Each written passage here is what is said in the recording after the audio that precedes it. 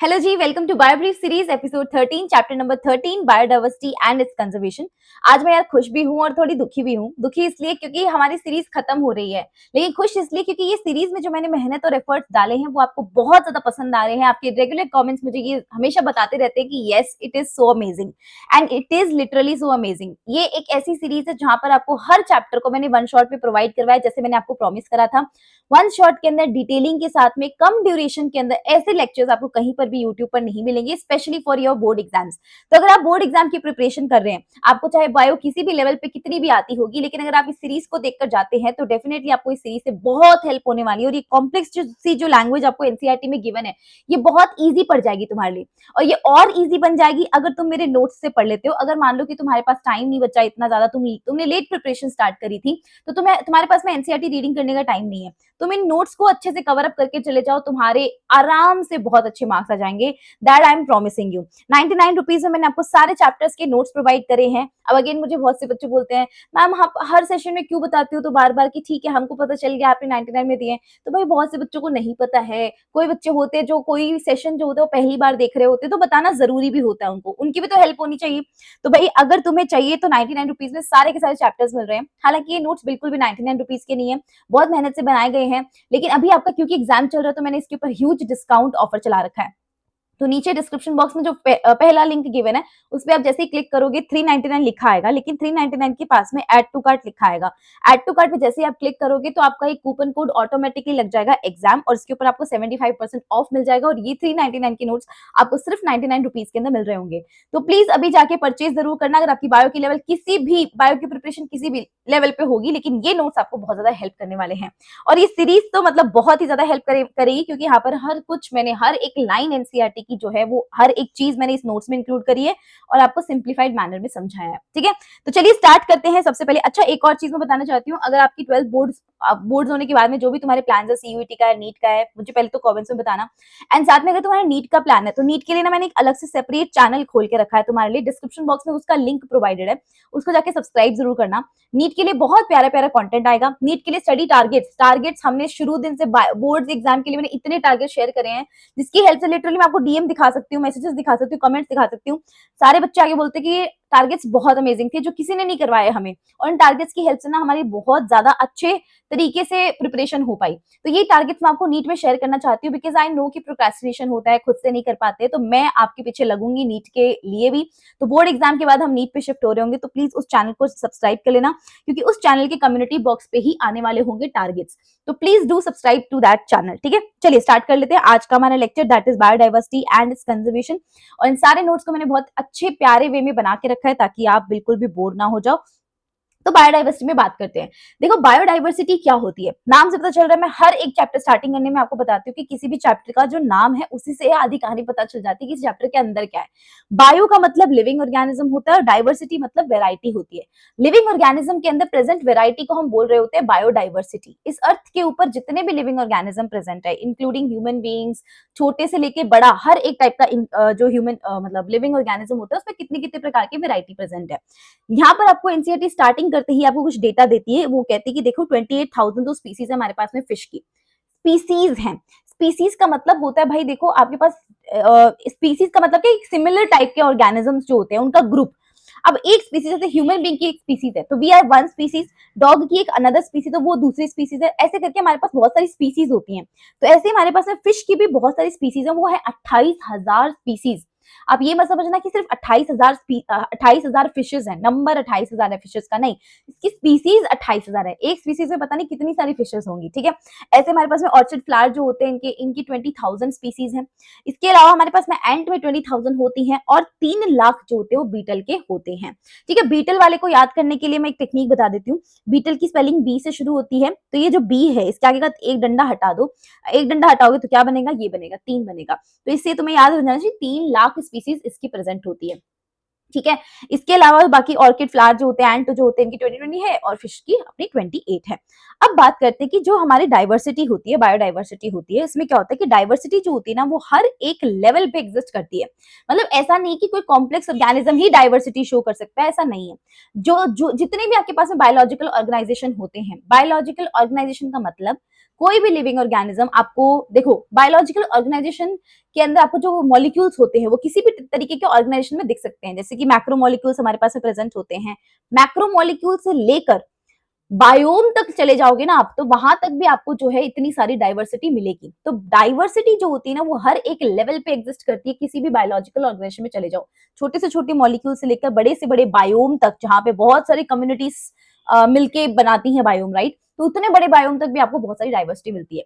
अब बायोडाइवर्सिटी की बात करें तो ये टर्म किसने दी हमें बायोडाइवर्सिटी? तो एक सोशियो बायोलॉजिस्ट थे हमारे पास में, याद रखना ये साइंटिस्ट जो है वो सोशियो बायोलॉजिस्ट थे, इन चीजों का ध्यान रखना है। उनका नाम था एडवर्ड विल्सन। ये एडवर्ड विल्सन भाई साहब आते हैं, इन्होंने एक दिन बायोडाइवर्सिटी के ऊपर जो है इन्होंने इस पॉपुलराइज्ड टर्म को उन्होंने दिया कि भाई देखो बायोडाइवर्सिटी जैसी कोई चीज होती है, एंड इन्होंने पूरी की पूरी डाइवर्सिटी को डिस्क्राइब करा at all the level of biological organisation.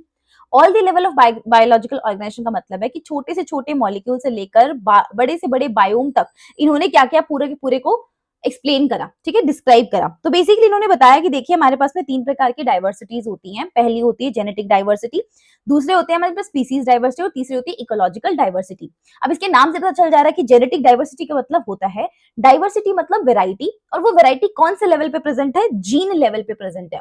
तो अगर जीन लेवल पे वेराइटी प्रेजेंट है तो जेनेटिक डाइवर्सिटी हो गई, स्पीसीज लेवल पे वेराइटी प्रेजेंट है तो हमारे पास में स्पीसीज डाइवर्सिटी हो गई, और इकोसिस्टम लेवल पे डाइवर्सिटी प्रेजेंट है तो आपके पास नहीं हो गया। अब इसको सिंपल से भाषा में समझाना चाहूँ तो मान लो कि एक दुकानदार है, उस दुकानदार के पास में बहुत सारे वैरायटी के आइटम्स हैं, ठीक है। अब वहां पर जैसे कि चॉकलेट्स भी पड़ी हैं, वहां पर आपके पास में बिस्किट भी पड़े हैं, चॉकलेट भी पड़ी है, उसके पास कपड़े भी हैं, उसके पास चप्पल जूते भी हैं, लेट्स से। तो मैं ना क्या बोलूंगी कि भाई चॉकलेट के अंदर वैरायटी हो सकती है, ऑब्वियसली डेयरी मिल्क हो सकता है, किटकैट हो सकता है, और भी जो भी तुम्हें पसंद है, अलग अलग प्रकार की वैरायटी हो सकती है। ऐसे कपड़ों में भी वैरायटी हो सकती है, किसी भी प्रकार के कपड़ों में उनकी वैरायटी हो सकती है। ऐसे आपके जूते चप्पल में वैरायटी हो सकती है, आपको हील्स चाहिए, लड़कियों की बात करें तो हील्स चाहिए, या स्लीपर्स चाहिए, या आपको शूज चाहिए, क्या चाहिए आपको, हर एक टाइप की वैरायटी होती है, ठीक है।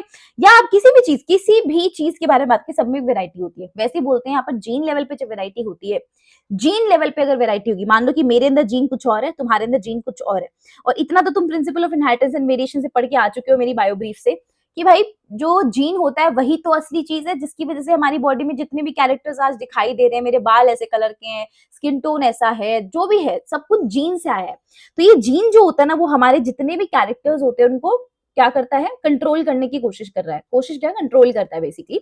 तो ये जो जीन होता है, अगर ये जीन चेंज हो जाएगा तो एक्सटर्नल कैरेक्टर भी चेंज हो जाएगा, ठीक है। जैसे कि हमारे पास में आम होता है, मैंगो आपने देखा होगा, मैंगो की कितनी वेरायटी होती है, हाफूज आम होता है, नॉर्मल वो येलो वाले जो आम आते हैं जिनसे आम रस निकालते हैं अपन, है ना, अभी गर्मियों का टाइम आ रहा है मैंगो जूस, मैंगो शेक करने का, तो वो हमारे पास में होते हैं। ग्रीन वाले जो मैंगोज आते हैं वो होते हैं हाफूज आम होते हैं। तो मतलब बहुत सारी वेरायटी के आम हमारे पास में हो रहे होते हैं। तो आम की इतनी सारी वेराइटीज कहाँ से आई? आम तो आम है, आम तो एक ही स्पीसीज है, आम तो अलग हुआ नहीं। तो स्पीसीज तो एक ही है, बट उसके स्पीसीज नहीं, सॉरी, मतलब चीज तो एक ही है, आम तो आम है, लेकिन उसके अंदर जीन में चेंजेस आने की वजह से इतनी सारी वेराइटीज प्रेजेंट होती है। ऐसे आप चावल में देख लो, चावल में भी बहुत प्रकार के चावल आते हैं। अगर आप नॉर्मल ऐसे बाजार में जाओगे तो आपको ना वो मिलेंगे, एक चावल होते हैं जो खिचड़ी वाले चावल होते हैं, बहुत पतले पतले से चावल होते हैं। कुछ होते हैं जो बहुत अच्छी क्वालिटी वाले चावल होते हैं, है ना, जिसको हम बासमती राइस कहते हैं, बासमती आप खाते हो। तो अलग अलग क्वालिटी के चावल मिल रहे हैं, तो चावल में भी इतनी सारी वेरायटी है। और अगर आप नंबर जानोगे तो नंबर जानकर एकदम शॉक हो जाओगे कि इंडिया जो है ना, इंडिया, हमारे पास में 50,000 से ज्यादा स्ट्रेन्स हैं राइस के, 50,000 वेराइटी है राइस की, और साथ साथ में 1,000 से ज्यादा वेराइटी है मैंगो की। तो आम हमारे पास 1,000 प्रजाति के मिलते हैं, 1,000 प्रकार के हमारे पास में वेराइटी में मिल रहे हैं, और राइस हमारे पास 50,000 में मिल रहे हैं। और ऐसे ही हमारे पास में एक एग्जाम्पल आता है कि भाई देखो कि जो राउ वॉल्फ या वोमेटोरिया होता है ना, वो हिमालय की रीजन्स में या हिमालय के रेंजेस के अंदर जो है वो ग्रो कर रहा होता है। लेकिन हिमालय में भी बहुत सारे वो होते हैं, सेक्टर्स होते हैं, अलग अलग रेंजेस में, जहां जहां वो ग्रो कर रहा है वो अलग अलग प्रकार से ग्रो करता है। और जो भी वो केमिकल सिक्रीट करता है, वो केमिकल जो होता है उसकी कॉन्सेंट्रेशन अलग अलग रीजन के अंदर अलग अलग होती है, समझ पा रहे हो। मान लेते कि ये हिमालय का रीजन है, तो इसमें इस रीजन के अंदर ये राउअल्फिया अगर ग्रो कर रहा होगा तो इसके अंदर से निकलने वाला जो केमिकल होता है उसका कॉन्सेंट्रेशन कुछ और होगा, यहाँ पे कुछ और होगा, यहाँ पे कुछ और होगा। हालांकि ये जो मैंने आपको एग्जाम्पल दिया है जस्ट कि यहाँ पर आपको बहुत पास पास मैंने ये रीजन दिखा दिए, हालांकि हिमालय रीजन तो बहुत बड़ा है ना, वहां पर अलग अलग रीजन आप जब देखने जाओगे ना, तो हर रीजन के अंदर जो कॉन्सेंट्रेशन होता है या जो भी ये केमिकल प्रोड्यूस कर रहे हैं उसका कॉन्सेंट्रेशन हर रीजन में अलग अलग पाया जाता है। और वो क्या चीज प्रोड्यूस कर रहे हैं, ये रेस्पिरिन प्रोड्यूस कर रहे होते हैं।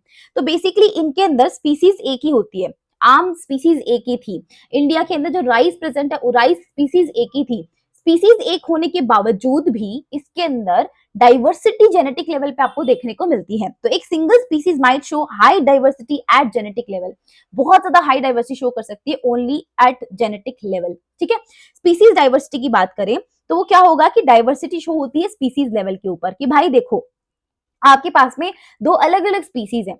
मान लेते कि एक पर्टिकुलर एरिया के अंदर आपके पास में स्पीसीज रह रही हैं, कि एक तो ह्यूमन बीइंग की स्पीसीज है, एक डॉग की स्पीसीज है। हम बात करेंगे कि भाई गिवन एरिया के अंदर कौन सी स्पीसीज जो है वो ज्यादा है, तो या कौन सी स्पीसीज जो है उनके अंदर डाइवर्सिटी ज्यादा मिलती है। तो अगर हम देखें भाई ह्यूमन के अंदर मिल रही है और इसके अंदर ज्यादा, मतलब ह्यूमन में ज्यादा मिल रही है और डॉग में कम मिल रही है, तो बेसिकली स्पीसीज लेवल के ऊपर जो डाइवर्सिटी मिलती है, कितने प्रकार के स्पीसीज है, कहने का मतलब ये है कि भाई अगर एक मेरे पास प्लेस है, एक फॉरेस्ट है, जंगल है, तो जंगल में कितने प्रकार के ऑर्गेनिज्म मिल रहे हैं, कितनी प्रकार की वैरायटी ऑफ ऑर्गेनिज्म मिल रहे हैं। ऐसा तो है नहीं कि भाई केवल प्लांट प्लांट प्रेजेंट है, प्लांट के ऊपर प्रेजेंट जो एनिमल्स होते हैं या जो भी उसके ऊपर प्रेजेंट होते हैं ऑर्गेनिजम्स, और वो भी तो इंक्लूडेड है। तो वो सब अलग अलग स्पीसीज है, प्लांट एक अपनी अलग स्पीसीज है, एनिमल अलग स्पीसीज है, तो सबकी अपनी अपनी अलग स्पीसीज होती है। उस स्पीसीज लेवल पे जो डाइवर्सिटी मिलती है उसको हम स्पीसीज डाइवर्सिटी कहते हैं, जिसको अपन ऐसे बताते हैं कि वेस्टर्न घाट जो है, एनसीईआरटी में एग्जांपल है कि वेस्टर्न घाट के जो एम्फीबियंस होते हैं उनकी डाइवर्सिटी ज्यादा होती है ईस्टर्न घाट के एम्फीबियंस से। तो वेस्टर्न घाट पे एम्फीबियंस की डाइवर्सिटी हमेशा ज्यादा मिलेगी। इकोलॉजिकल डाइवर्सिटी में क्या होता है कि ये डाइवर्सिटी आपको एक इकोसिस्टम लेवल पे मिलती है। जब आप एक इकोसिस्टम को देखने जाते हो, जिसमें आपके क्या नहीं आता, बायोटिक फैक्टर आता है, ए बायोटिक फैक्टर आता है, सब कुछ आता है। तो अगर आप इकोसिस्टम लेवल पे जाते हो तो वो डाइवर्सिटी आपको देखने को मिलती है, जिसमें आप बताते हो कि इंडिया के पास में ना बहुत ज्यादा डाइवर्स इकोसिस्टम है। हमारे पास में कितने प्रकार के इकोसिस्टम है, देखो ना हमारी कंट्री के अंदर इकोसिस्टम कितने प्रकार के हैं। हमारे पास डेजर्ट्स हमारे पास में है, रेन फॉरेस्ट हमारे पास में होते हैं, है ना, मैंग्रोव्स हमारे पास में होते हैं। जितने भी हमारे पास में डाइवर्स इकोसिस्टम होते हैं वो ज्यादा है इन कंपैरिजन टू नॉर्वे। ये एनसीईआरटी में एग्जांपल है। तो बेसिकली हमारे पास इकोसिस्टम की वैरायटी ज्यादा है, हमारे पास डिफरेंट डिफरेंट प्रकार के इकोसिस्टम मिलते हैं। नॉर्वे में उतने इकोसिस्टम्स नहीं मिलते हैं, तो ये इकोसिस्टम लेवल पे चली जाती है। तो तीन प्रकार की हमारे पास में डाइवर्सिटी होती है। I hope I am very clear on this. ठीक है, अब एक बात, ये देखो ये चैप्टर में थोड़ा सा रटने वाला है, आई कैन अंडरस्टैंड, बस हल्का हल्का समझना है, जहां जहां पे समझना है मैं आपको थोड़ा डिटेलिंग में चली जाऊंगी वहां पर। एंड ऑफ कोर्स हम भी पूरा चैप्टर डिटेलिंग में पढ़ रहे हैं एक तरीके से, लेकिन ज्यादातर इसमें पोर्शन जो है रटाफिकेशन का ही है। At the end of the day आपको इसको रटना ही पड़ेगा, लेकिन समझ के रटोगे तो ईजी पड़ जाएगा आपके लिए रटना भी। ठीक है, अभी क्या लिखा है एनसीईआरटी में कि वो कहते हैं कि देखिए it has taken millions of years of evolution to accumulate this rich diversity in nature. इतनी जो इंपॉर्टेंट और रिच डाइवर्सिटी आप इस नेचर में देख रहे हो, इसको एक्यूमुलेट करने में हमारे अर्थ को बहुत ज्यादा, या हमारी नेचर को बहुत बहुत बहुत लाखों साल लग गए हैं। वो तो हमें भी पता है कि भाई हम इवोल्यूशन पढ़ के आए हैं, हमें पता है कि एक लाइफ ओरिजिनेट होने में जब इतने साल लग जाते हैं तो इतनी डाइवर्सिटी आई है, एक लाइफ आने के अंदर इतना टाइम लगा, तो हमारे पास डाइवर्सिटी आ गई भाई, इतने प्रकार के ऑर्गेनिज्म आ गए। ठीक है, तो एक जैसे मैं एक सिंपल सा एग्जांपल देती हूँ कि भाई देखो, अगर एक जैसे मैं हूं आज, ठीक है, मैं अपना एक ऑफलाइन इंस्टीट्यूट खोल लेती हूँ। अगर मैं एक अपना ऑफलाइन इंस्टीट्यूट खोलती हूँ, सिर्फ एक इंस्टीट्यूट खोलती हूँ, वो लोगों को दिखता है केवल एक इंस्टीट्यूट है, लेकिन उसमें कितना पैसा जाएगा, कितनी एनर्जी जाएगी, सब कुछ मैनेज करना, स्टाफ को मैनेज करना, हर चीज मैं पहली बार करूंगी तो मेरे ऊपर एकदम लोड आएगा अलग से। तो वो एक चीज करना ही बहुत डिफिकल्ट होगा मेरे लिए और बहुत टाइम टेकिंग प्रोसेस होगी। लेकिन जब मैं इस चीज में प्रो बन जाऊंगी तो मैं क्या कर पाऊंगी, उस चीज को और एक्सपैंड करने में टाइम नहीं लगाऊंगी। आपने देखा नहीं हो, बहुत बड़े बड़े एडटेक प्लेटफॉर्म्स होते हैं जो अपने अपने सेंटर्स खोल देते हैं, यहाँ भी सेंटर, फलाना डिगा सेंटर, यहाँ भी सेंटर, वहां भी सेंटर, कितने सेंटर्स होते हैं पता है। इन सेंटर्स को पीछे से ऑपरेट करने में कितनी बड़ी टीम होती है। तो ये सब चीजें होती है कि एक स्पीसीज, एक लाइफ को जब अर्थ पे आने में इतने साल लग गए तो इतनी सारी वैरायटी और आ गई, तो उसमें तो ऑब्वियसली टाइम लगा होगा, मिलियंस ऑफ इयर्स लगे नेचर को इस प्यारी सी चीज को एक्यूमुलेट करने में। लेकिन हम लोग क्या कर रहे हैं, हम लोग हमारी प्यारी प्यारी हरकतों से, प्यारी तो क्या है, खराब हरकतों से इस पूरी डाइवर्सिटी को खत्म करने पे तुले हुए हैं। तो we could lose this diversity in less than 2 centuries। 200 साल से भी कम टाइम में हम इसको लूज कर सकते हैं, जिस लेवल पे या जिस रेट पर आज हम इसको लूज कर रहे हैं। अगर वही रेट चलता रहा, उस रेट से हम सिर्फ 200 साल लगाएंगे इस पूरी डाइवर्सिटी को खत्म करने में। दैट मीन्स कि जो हम सर्वाइव कर रहे हैं जिस प्लैनेट के ऊपर, उसमें प्योर ये जो इतना प्यारा क्रिएचर है, हम इसको खत्म करने में सिर्फ 200 साल लगाएंगे। ठीक है, 2 सेंचुरीज में खत्म हो जाएगा। इतनी तेज गति से हम फटाफट फटाफट डिस्ट्रॉय कर रहे हैं सब चीजों को। तो according to IUCN, again abbreviation है, मैं एब्रीवेशन के ऊपर एक फुल वीडियो लेकर आने वाली हूँ, तो चैनल को सब्सक्राइब करके रखना। सारी की सारी एब्रीवेशन मैं आपको एक वीडियो में करा दूंगी। ठीक है, जितने भी डायग्राम्स है मैं आपको एक वीडियो में करा दूंगी। इसके अलावा सैंपल पेपर्स हम करेंगे, इसके अलावा आपके जो गेस्ट पेपर्स आने वाले हैं वो हम करेंगे, प्रीवियस क्वेश्चंस की भी वीडियोस आने वाली होंगी। ठीक है, तो ये सारी चीजें होंगी, तो प्लीज चैनल को सब्सक्राइब करना। ऑब्वियसली कंप्लीट मैराथन है, जो हमारी 17 मार्च को जो मैराथन होने वाली थी, मैंने उसको शिफ्ट करके 20 मार्च कर दिया है, क्योंकि बहुत सारे बच्चों के पेपर हैं, पेंटिंग वेंटिंग का पेपर है, किसी का किसी और चीज का पेपर है, तो वो सब पेपर एक बार निपट जाए। तो 20 तारीख को मैंने उसको कर दिया है। तो सब बच्चे 20 तारीख को शाम को 3 बजे, दोपहर में 3 बजे, जब भी बोल दो 3 बजे जरूर वो लाइव अटेंड करेंगे मेरे साथ में। तब तक आपका सिलेबस कंप्लीट हो जाएगा। मैंने जो आपको प्लानर दिया था 13 दिन के शेड्यूल के अंदर, उस प्लानर के अकॉर्डिंगली आपने अपना सिलेबस कवर अप कर लिया होगा अब तक तो। ठीक है, तो उसके अकॉर्डिंगली आप एकदम सही ट्रैक पे चल रहे हैं। बस जो मैं टारगेट देती हूँ ना, उसको एकदम फॉलो करते रहा करो। टारगेट से ही पढ़ाई होती है, आप मानो चाहे ना मानो।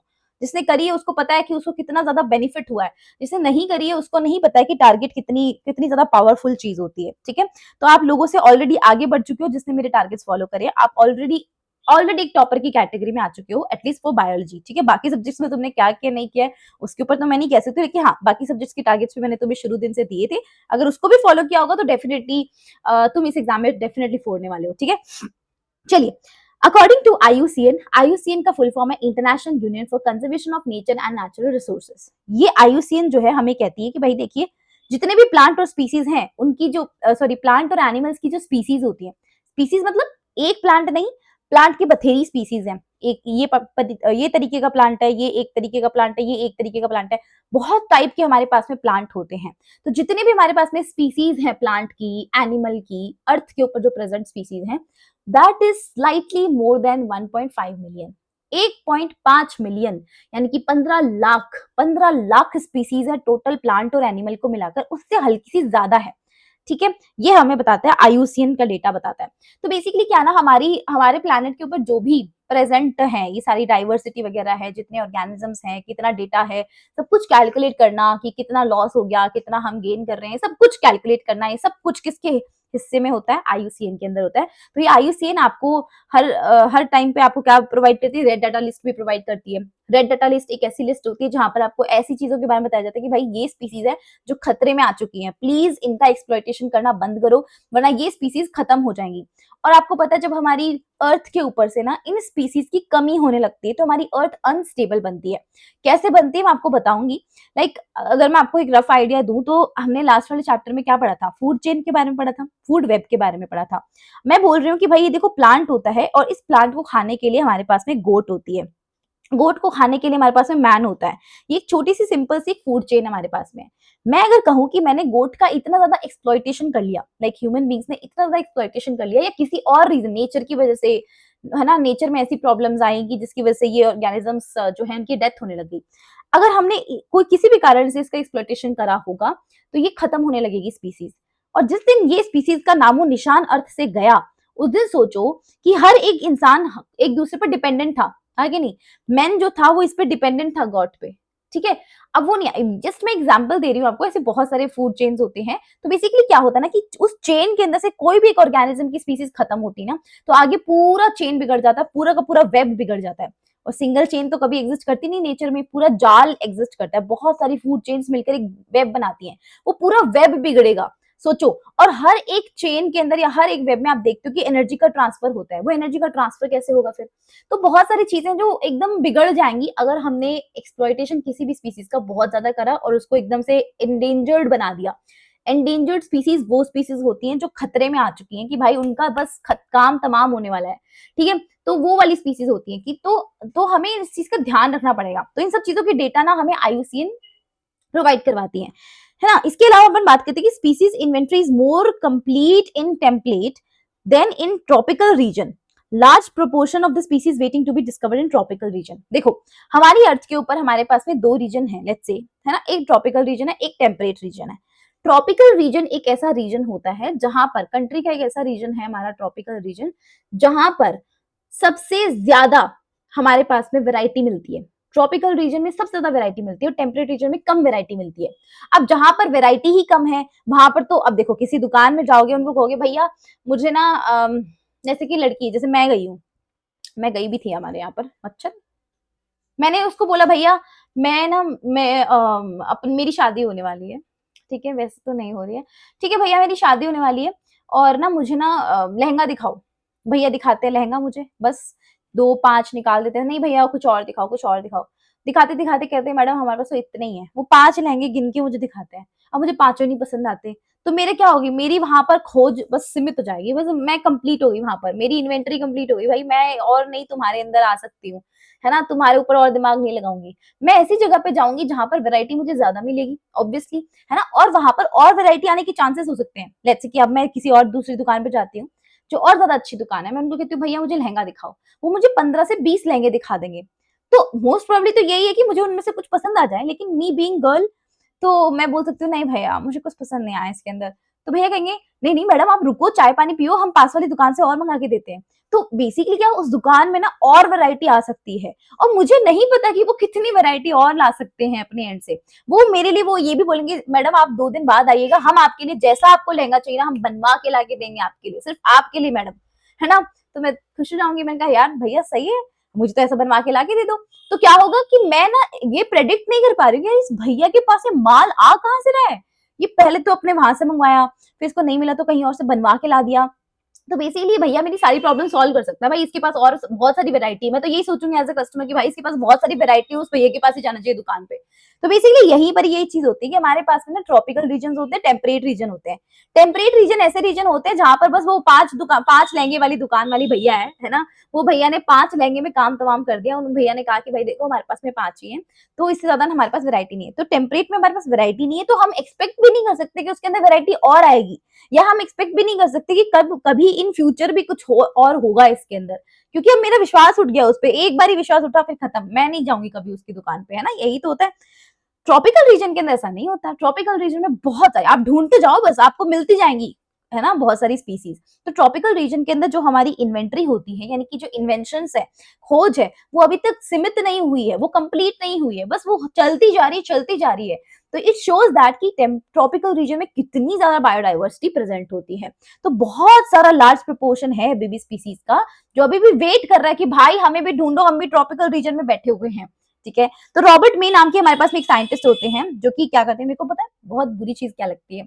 मैं ना एक तो हमारे मेरे पास में जो रूम है, मैं इस रूम में बैठती हूँ, तो इसके पास में जस्ट बालकनी में एक खिड़की होती है, बस क्या बोल रही हूँ मैं, मतलब मेन रोड की साइड वाला रूम है ये। तो क्या होता है ना, T T P P P P T T T T होता रहता है।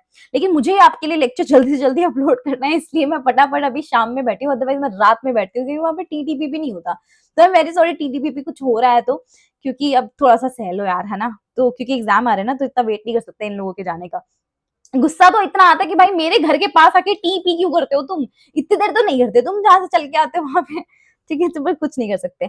हाँ, तो हमारे पास एक साइंटिस्ट होता है रॉबर्ट में।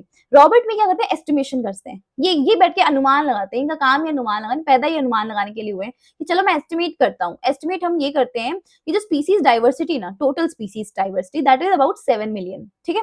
अब ये तो ऊपर क्या बोले आईसीएन के अकॉर्डिंग तो it is just slightly more than 1.5 million. लेकिन ये भाई साहब कहते हैं हमारे पास 7 मिलियन है, तुम क्या 1.5 मिलियन पे अटके हुए हो। और ये कहते हैं कि भाई जो 22% है 7 मिलियन में से केवल 22% ही अभी तक डिस्कवर करी है आप लोगों ने, बाकी तो सब कुछ मामला पड़ा है अभी भी डिस्कवर करना आपको। तो बेसिकली 7 मिलियन का 22% निकाल लो, वो हमने अभी तक डिस्कवर कर चुके हैं, इसके अलावा और भी बहुत पड़ा है। तो सोचो कि कितनी डाइवर्सिटी है जो अभी भी और खोजनी बाकी है हमारे पास में। कुछ इंपॉर्टेंट पॉइंट्स होते हैं हमारे पास में रॉबर्ट मे के एस्टिमेशन के अकॉर्डिंग। ये कहते हैं कि देखिए हमारे पास में जितनी भी स्पीसीज होती है उसमें से 70%, मोर देन 70% इवन, वो स्पीसीज जो होती है हमारे पास में एनिमल्स की होती है। तो 70% से ज्यादा स्पीसीज हमारे पास एनिमल्स की है। और जब आप देखते हो एनिमल्स जो है हमारे पास में 70% से ज्यादा होते हैं, प्लांट की अगर आप बात करेंगे तो लगभग लगभग ये 22% होते हैं। तो आप सोचो कि 70% ये है, 22% हमारे पास में प्लांट है, तो आपको क्या पता चला कि एनिमल की जो हमारे पास में स्पीसीज होती है, डाइवर्सिटी होती है, it is much higher than the plant. अब एनिमल के अंदर भी कौन ज्यादा है, एनिमल में भी तो बहुत प्रकार के एनिमल्स हमारे पास में है, तो एनिमल्स में भी सबसे ज्यादा कौन प्रेजेंट होता है आपके पास में? इंसेक्ट्स होते हैं, क्योंकि इंसेक्ट्स की जो डाइवर्सिटी होती है दैट इज ऑल्सो 70%। जितने भी एनिमल्स प्रेजेंट हैं उन एनिमल्स का 70% इंसेक्ट्स प्रेजेंट होते हैं, और प्लांट हमारे पास में क्या होते हैं? 22%, और इसमें हमने इंक्लूड कर दिया फंगी को भी, तो प्लांट इंक्लूडिंग फंगी ये मिला के सिर्फ 22% है। ठीक है, तो हमारे पास में बेसिकली क्या होता है कि नंबर ऑफ फंगी स्पीसीज जो होती हैं वो हमारे पास में ज्यादा होती है ना। And number of fungi species को अगर अपन एक साइड लें और एक साइड अपन लेंगे फिश की स्पीसीज को, रेप्टाइल को, मैमल को, एम्फीबियन को, इनको लेंगे तो ये सबसे ज्यादा होती है। तो बेसिकली क्या है ना कि अपन कंपैरिजन करते हैं, हमारे पास में पाई चार्ट होता है, इसी पाई चार्ट को मैंने यहाँ पर लिख रखा है। ठीक है, तो हमारे पास में कुछ पाई चार्ट होते हैं जो एनसीईआरटी प्रोवाइड करती है हमें। तो अभी आप बोलोगे मैम अभी तो आपने बोला कि फंगी स्पीसीज जो होता है वो कम होता है ना। देखो यार, फंगी स्पीसीज जो होता है उसका नंबर ज्यादा है। ठीक है, किसी कंपैरिजन में इन सब को अगर आप मिला दोगे तो, इन सब को मिला दोगे तो, मैंने सारे एनिमल्स के लिए नहीं बोला है, मैंने सिर्फ इनको बोला है। समझ पा रहे हो? तो बेसिकली क्या है ना कि हमारे पास सारे एनिमल्स तो ज्यादा हमने माना है, 70% एनिमल्स है, बट एनिमल में भी तो हमारे पास में देखो रेप्टाइल हो गया, मैमल हो गया, एम्फीबियंस हो गए, इनका अमाउंट कम है। फंगी का अमाउंट इनसे, इनके टोटल से ज्यादा है। समझ पा रहे हो? तो ये पाई चार्ट हमारे पास में प्रेजेंट होता है इनवर्टिब्रेट का, वर्टिब्रेट का, प्लांट का। इनवर्टिब्रेट का अगर आप पाई चार्ट देखोगे तो इसमें कहते हैं कि भाई देखो, सबसे ज्यादा जो आपके पास में यहाँ पर ये एरिया दिखाई दे रहा है, this area belongs to insect. Invertebrate होते हैं इंसेक्ट, आपको पता है इंसेक्ट जो होते हैं वो आर्थ्रोपोडा फाइलम में आते हैं। ठीक है, इंसेक्ट्स कहाँ आते हैं? आर्थ्रोपोडा फाइलम में आते हैं। तो बेसिकली यहाँ पर जो होते हैं बहुत सारे इंसेक्ट आते हैं, और ये इंसेक्ट जो होते हैं वो 70% ऑफ ऑल दी एनिमल्स होते हैं। यहाँ पे आपके पास में मोलस्क आते हैं, क्रस्टेशियंस होते हैं और अदर एनिमल ग्रुप होते हैं। इसको एज इट इज रटना है क्योंकि ये हमारे क्वेश्चन पेपर में आ चुका है। एज इट इज रटना है इस पाई चार्ट को कि भाई इंसेक्ट सबसे ज्यादा है, फिर हमारे पास यहाँ पे मोलस्क होंगे, क्रस्टेशियन होंगे और अदर एनिमल ग्रुप होंगे। ठीक है, IMC ऐसे याद कर सकते हो। ठीक है, IMC ऐसे याद रख सकते हो, जैसे भी याद रखना चाहो वैसे याद कर सकते हो। वर्टिब्रेट की अगर अपन बात करें तो वर्टिब्रेट्स में कौन आता है?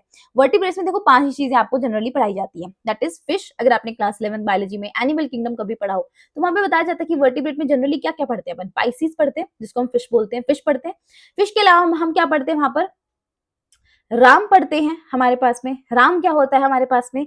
राम होता है रेप्टाइल, एवीज, एवीज को हम बर्ड्स बोलते हैं, है ना, और मैमल्स हमारे पास में होते हैं। साथ साथ में एम्फीबियंस भी हमारे पास में प्रेजेंट होते हैं। ठीक है, तो बेसिकली क्या होता है कि फिशेस जो होते हैं वर्टिब्रेट में सबसे ज्यादा मात्रा में प्रेजेंट है। फिश का अमाउंट बहुत ज्यादा, नंबर की अगर अपन बात करें तो फिश बहुत ज्यादा प्रकार में प्रेजेंट है। उसके बाद में अगर आप ऊपर नीचे बाकी का जितना भी आधा पोर्शन होता है वो सब में बटा हुआ है। ठीक है, अब इसको लर्न करने की टेक्निक है कि भाई देखो यहाँ पर हमारे पास में क्या होता है, माँ याद कर सकते हो, am starting point, am ending point A.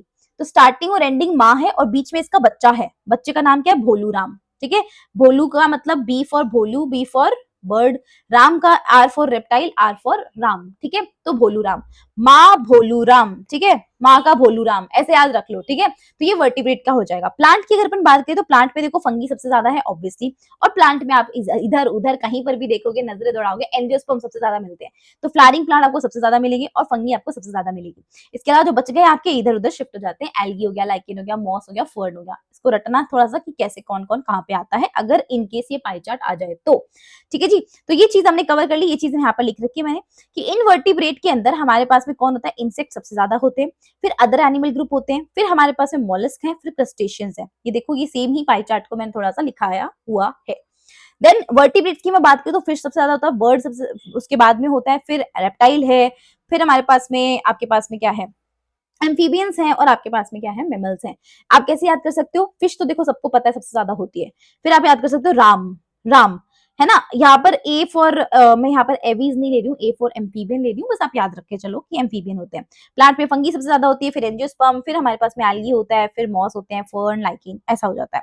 अब अपन बात करते हैं कि any of these estimates do not include any prokaryote. आपने देखा होगा कि भाई यहाँ पर हमने प्लांट के बारे में चर्चा कर ली, हमने इनवर्टिब्रेट के बारे में चर्चा कर ली, हमने वर्टिब्रेट के बारे में चर्चा कर ली, बट मैंने कभी भी कहीं पर नहीं बोला कि भाई प्रोकैरियोट जैसी कोई चीज एग्जिस्ट करती है इसके अंदर।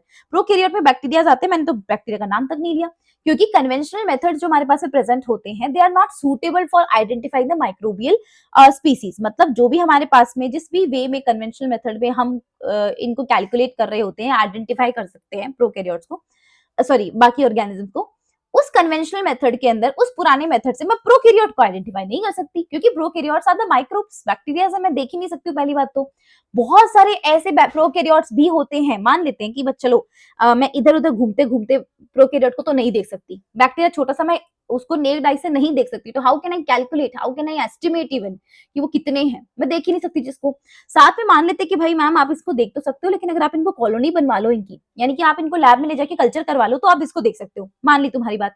मैं इसको कल्चर करवाने जाती हूँ ना, तो भी मैं इनको कैलकुलेट एकदम एग्जैक्टली नहीं कर पाऊंगी। वाई? बिकॉज बहुत सारे ऐसे बैक्टीरियाज भी होते हैं जो ग्रो ही नहीं करते हैं, बहुत सारी ऐसी स्पीसीज होती हैं जो लैब में कल्चर ही नहीं करती हैं, तो उस कंडीशन में मैं इसको कैलकुलेट नहीं कर पाऊंगी, इसका सही नंबर कैलकुलेट नहीं हो पाएगा। तो बेसिकली प्रोकैरियोट्स को हम इसलिए यूज नहीं करते हैं, एआर बेस्ड क्वेश्चन आ सकता है, अगर आया तो कन्वेंशनल मेथड इसके लिए सूटेबल नहीं है इसको आइडेंटिफाई करने में। दूसरा, इसको हम कल्चर नहीं कर सकते, बहुत सारे ऐसी स्पीसीज हैं, सब नहीं है, बहुत सी ऐसी स्पीसीज है जिनको हम लैब में कल्चर नहीं कर सकते हैं। अब आते हैं हमारे पास में इंडिया की बायोडाइवर्सिटी पे। अगर आपने हमारे प्लैनेट को देखा, हमारा खूबसूरत सा जो प्लैनेट है, हमारे पास में पूरे वर्ल्ड में हमारे प्लैनेट के ऊपर अर्थ जो है, अर्थ पे इंडिया बूंद बराबर है, समझ पा रहे हो? पूरा वर्ल्ड कितना बड़ा, उसमें इंडिया इतना छोटा सा, बहुत सारी कंट्रीज है, लेकिन हमारे पूरे वर्ल्ड में इंडिया का कितना परसेंट है? ओनली 2.4%। इस 2.4% मतलब इतना सा 2.4% इतनी ज्यादा वैरायटी देता है, और वो वैरायटी का नंबर है 8%। अगर आप देखोगे तो ग्लोबल डाइवर्सिटी जो हमारे पास में है, ग्लोबल डाइवर्सिटी में हमारा शेयर कितना है? ग्लोबल डाइवर्सिटी में हमारा शेयर इज 8%, ठीक है, और 2.4% हमारा एरिया पूरे वर्ल्ड में।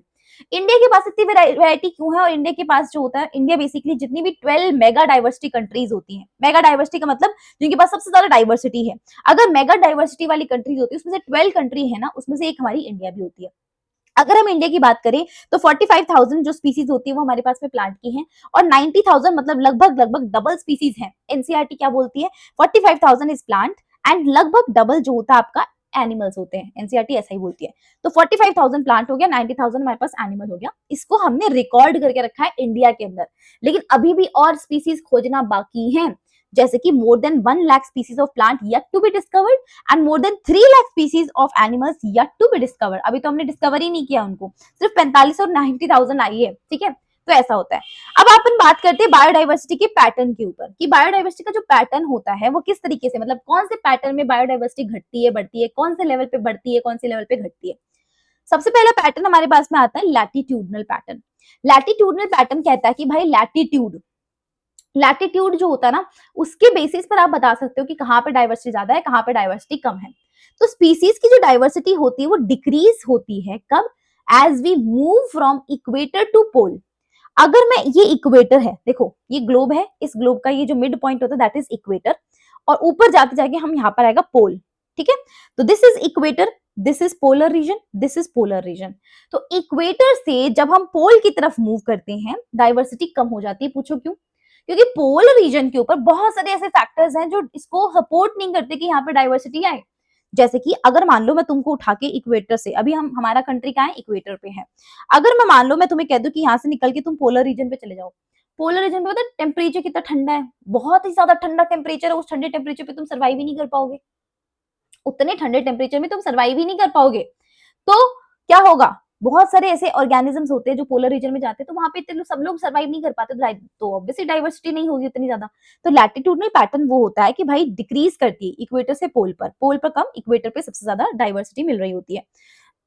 अगर स्पीसीज डाइवर्सिटी की बात करें तो ट्रॉपिकल रीजन के अंदर सबसे ज्यादा स्पीसीज डाइवर्सिटी हमें मिलती है, फिर टेम्परेट रीजन में मिलती है, और फिर हमें पोलर रीजन में मिलती है।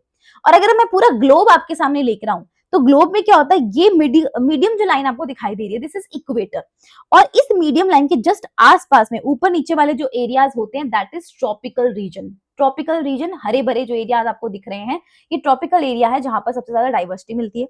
उसके ऊपर वाला टेम्परेट एरिया हो जाता है जहां पर थोड़ी सी कम मिलती है, और सबसे ऊपर टॉप पे चले जाओगे दैट इज पोलर रीजन, जो कि इतना सा है। अगर आप इसको गौर करके, अगर आप इस नोट्स के पीडीएफ से पढ़ रहे हो ना, तो गौर करके अगर आप देखोगे तो यहाँ पर छोटा सा पतला सा रीजन है जो पोलर रीजन है, उस पोलर रीजन के ऊपर सबसे कम डाइवर्सिटी आपको देखने को मिलेगी।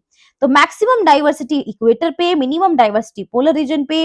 और अगर आप देखेंगे तो हमारे पास में जो लैटिट्यूड होता है, यानी कि ये यहाँ पर जो इसका डिग्री होता है 0 डिग्री है, ऊपर 90 डिग्री है, तो 0 से 90 डिग्री अगर आप जाओगे तो बेसिकली यहाँ पर इस तरीके से स्पीसीज डाइवर्सिटी में चेंजेस आएंगे। तो ट्रॉपिकल रीजन में अगर आप लैटिट्यूडनल रेंज देखोगे 23.5 डिग्री नॉर्थ से 23.5 डिग्री साउथ, ऊपर की तरफ नॉर्थ है, नीचे की तरफ साउथ है।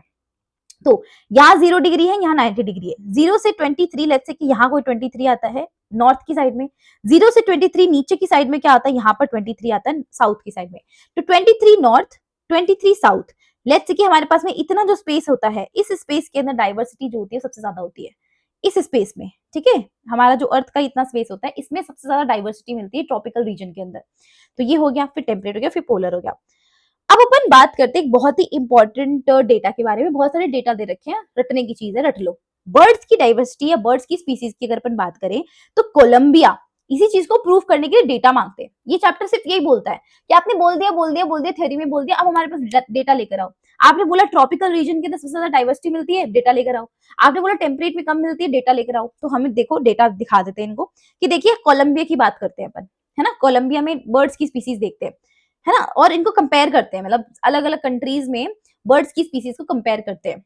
अलग अलग रीजन में प्रेजेंट होनी चाहिए वो, कुछ टेम्परेट में, कुछ ट्रॉपिकल में। तो हमें पता चल जाएगा कि वाकई में क्या ऐसा होता है कि डाइवर्सिटी जो होती है वो टेम्परेट रीजन में कम होती है, ट्रॉपिकल में ज्यादा होती है, क्या वाकई में ऐसा होता है। तो देखो कोलंबिया रीजन जो होता है, कोलंबिया में 1400 स्पीसीज होती है। 1400, ओनली और ओनली 1400। 1400 वैसे ओनली तो नहीं है, बट हाँ 1400 एक डेटा हमने देखा। और कोलंबिया कहाँ होता है, नियर इक्वेटर, यानी इक्वेटर के पास में है, मतलब डाइवर्सिटी ज्यादा है।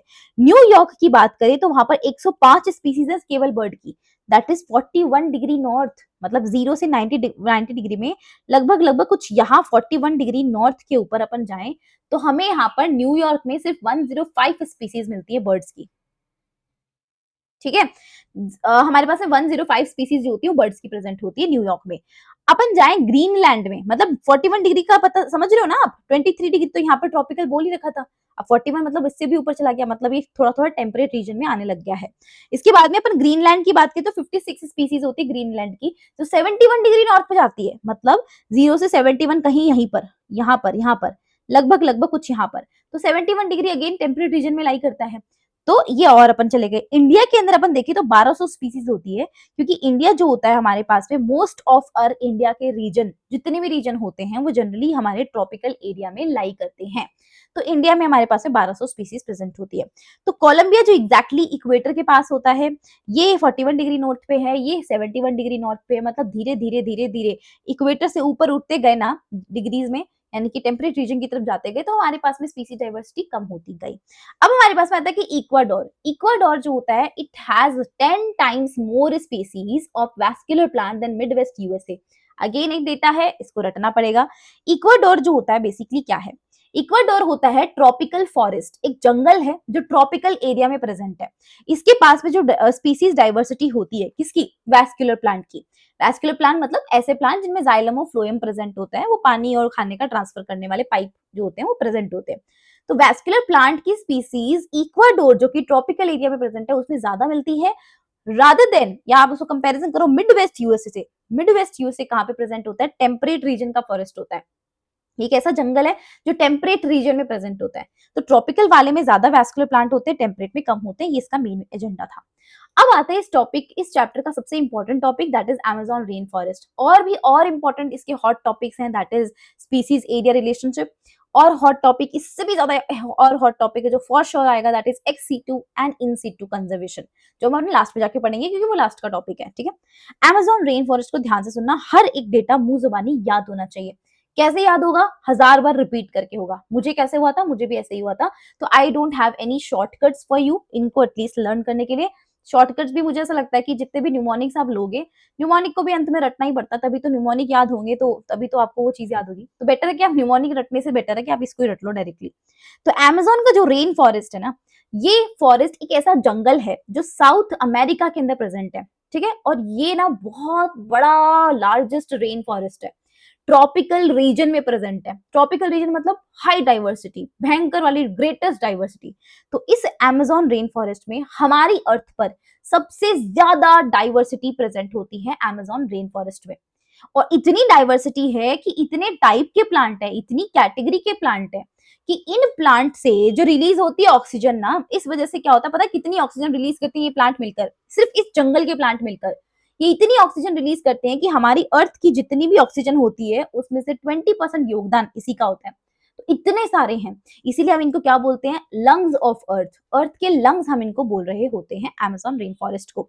अब अपन बात करें तो अमेजोन रेन फॉरेस्ट में 40,000 प्लांट की स्पीसीज होती हैं, 3000 फिश की स्पीसीज होती हैं, 1300 बर्ड की स्पीसीज होती हैं, 427 मैमल्स होते हैं, 427 एम्फीबियंस होते हैं, 378 रेप्टाइल होते हैं, 1,25,000 इनवर्टिब्रेट्स होते हैं और 2 मिलियन इंसेक्ट्स जो होते हैं वो तो वेट ही कर रहे हैं कि आप उनको कब खोजोगे इस रेन फॉरेस्ट में, वो छुपे हुए हैं, उनको खोजना बाकी है। तो बेसिकली यहाँ पे बहुत इंपॉर्टेंट सवाल बन जाता है, इस डेटा को पूरा का पूरा एज इट इज रटना है, इसमें मैं आपको कुछ भी हेल्प नहीं कर सकती हूँ, बार बार स्कैन करते रहो।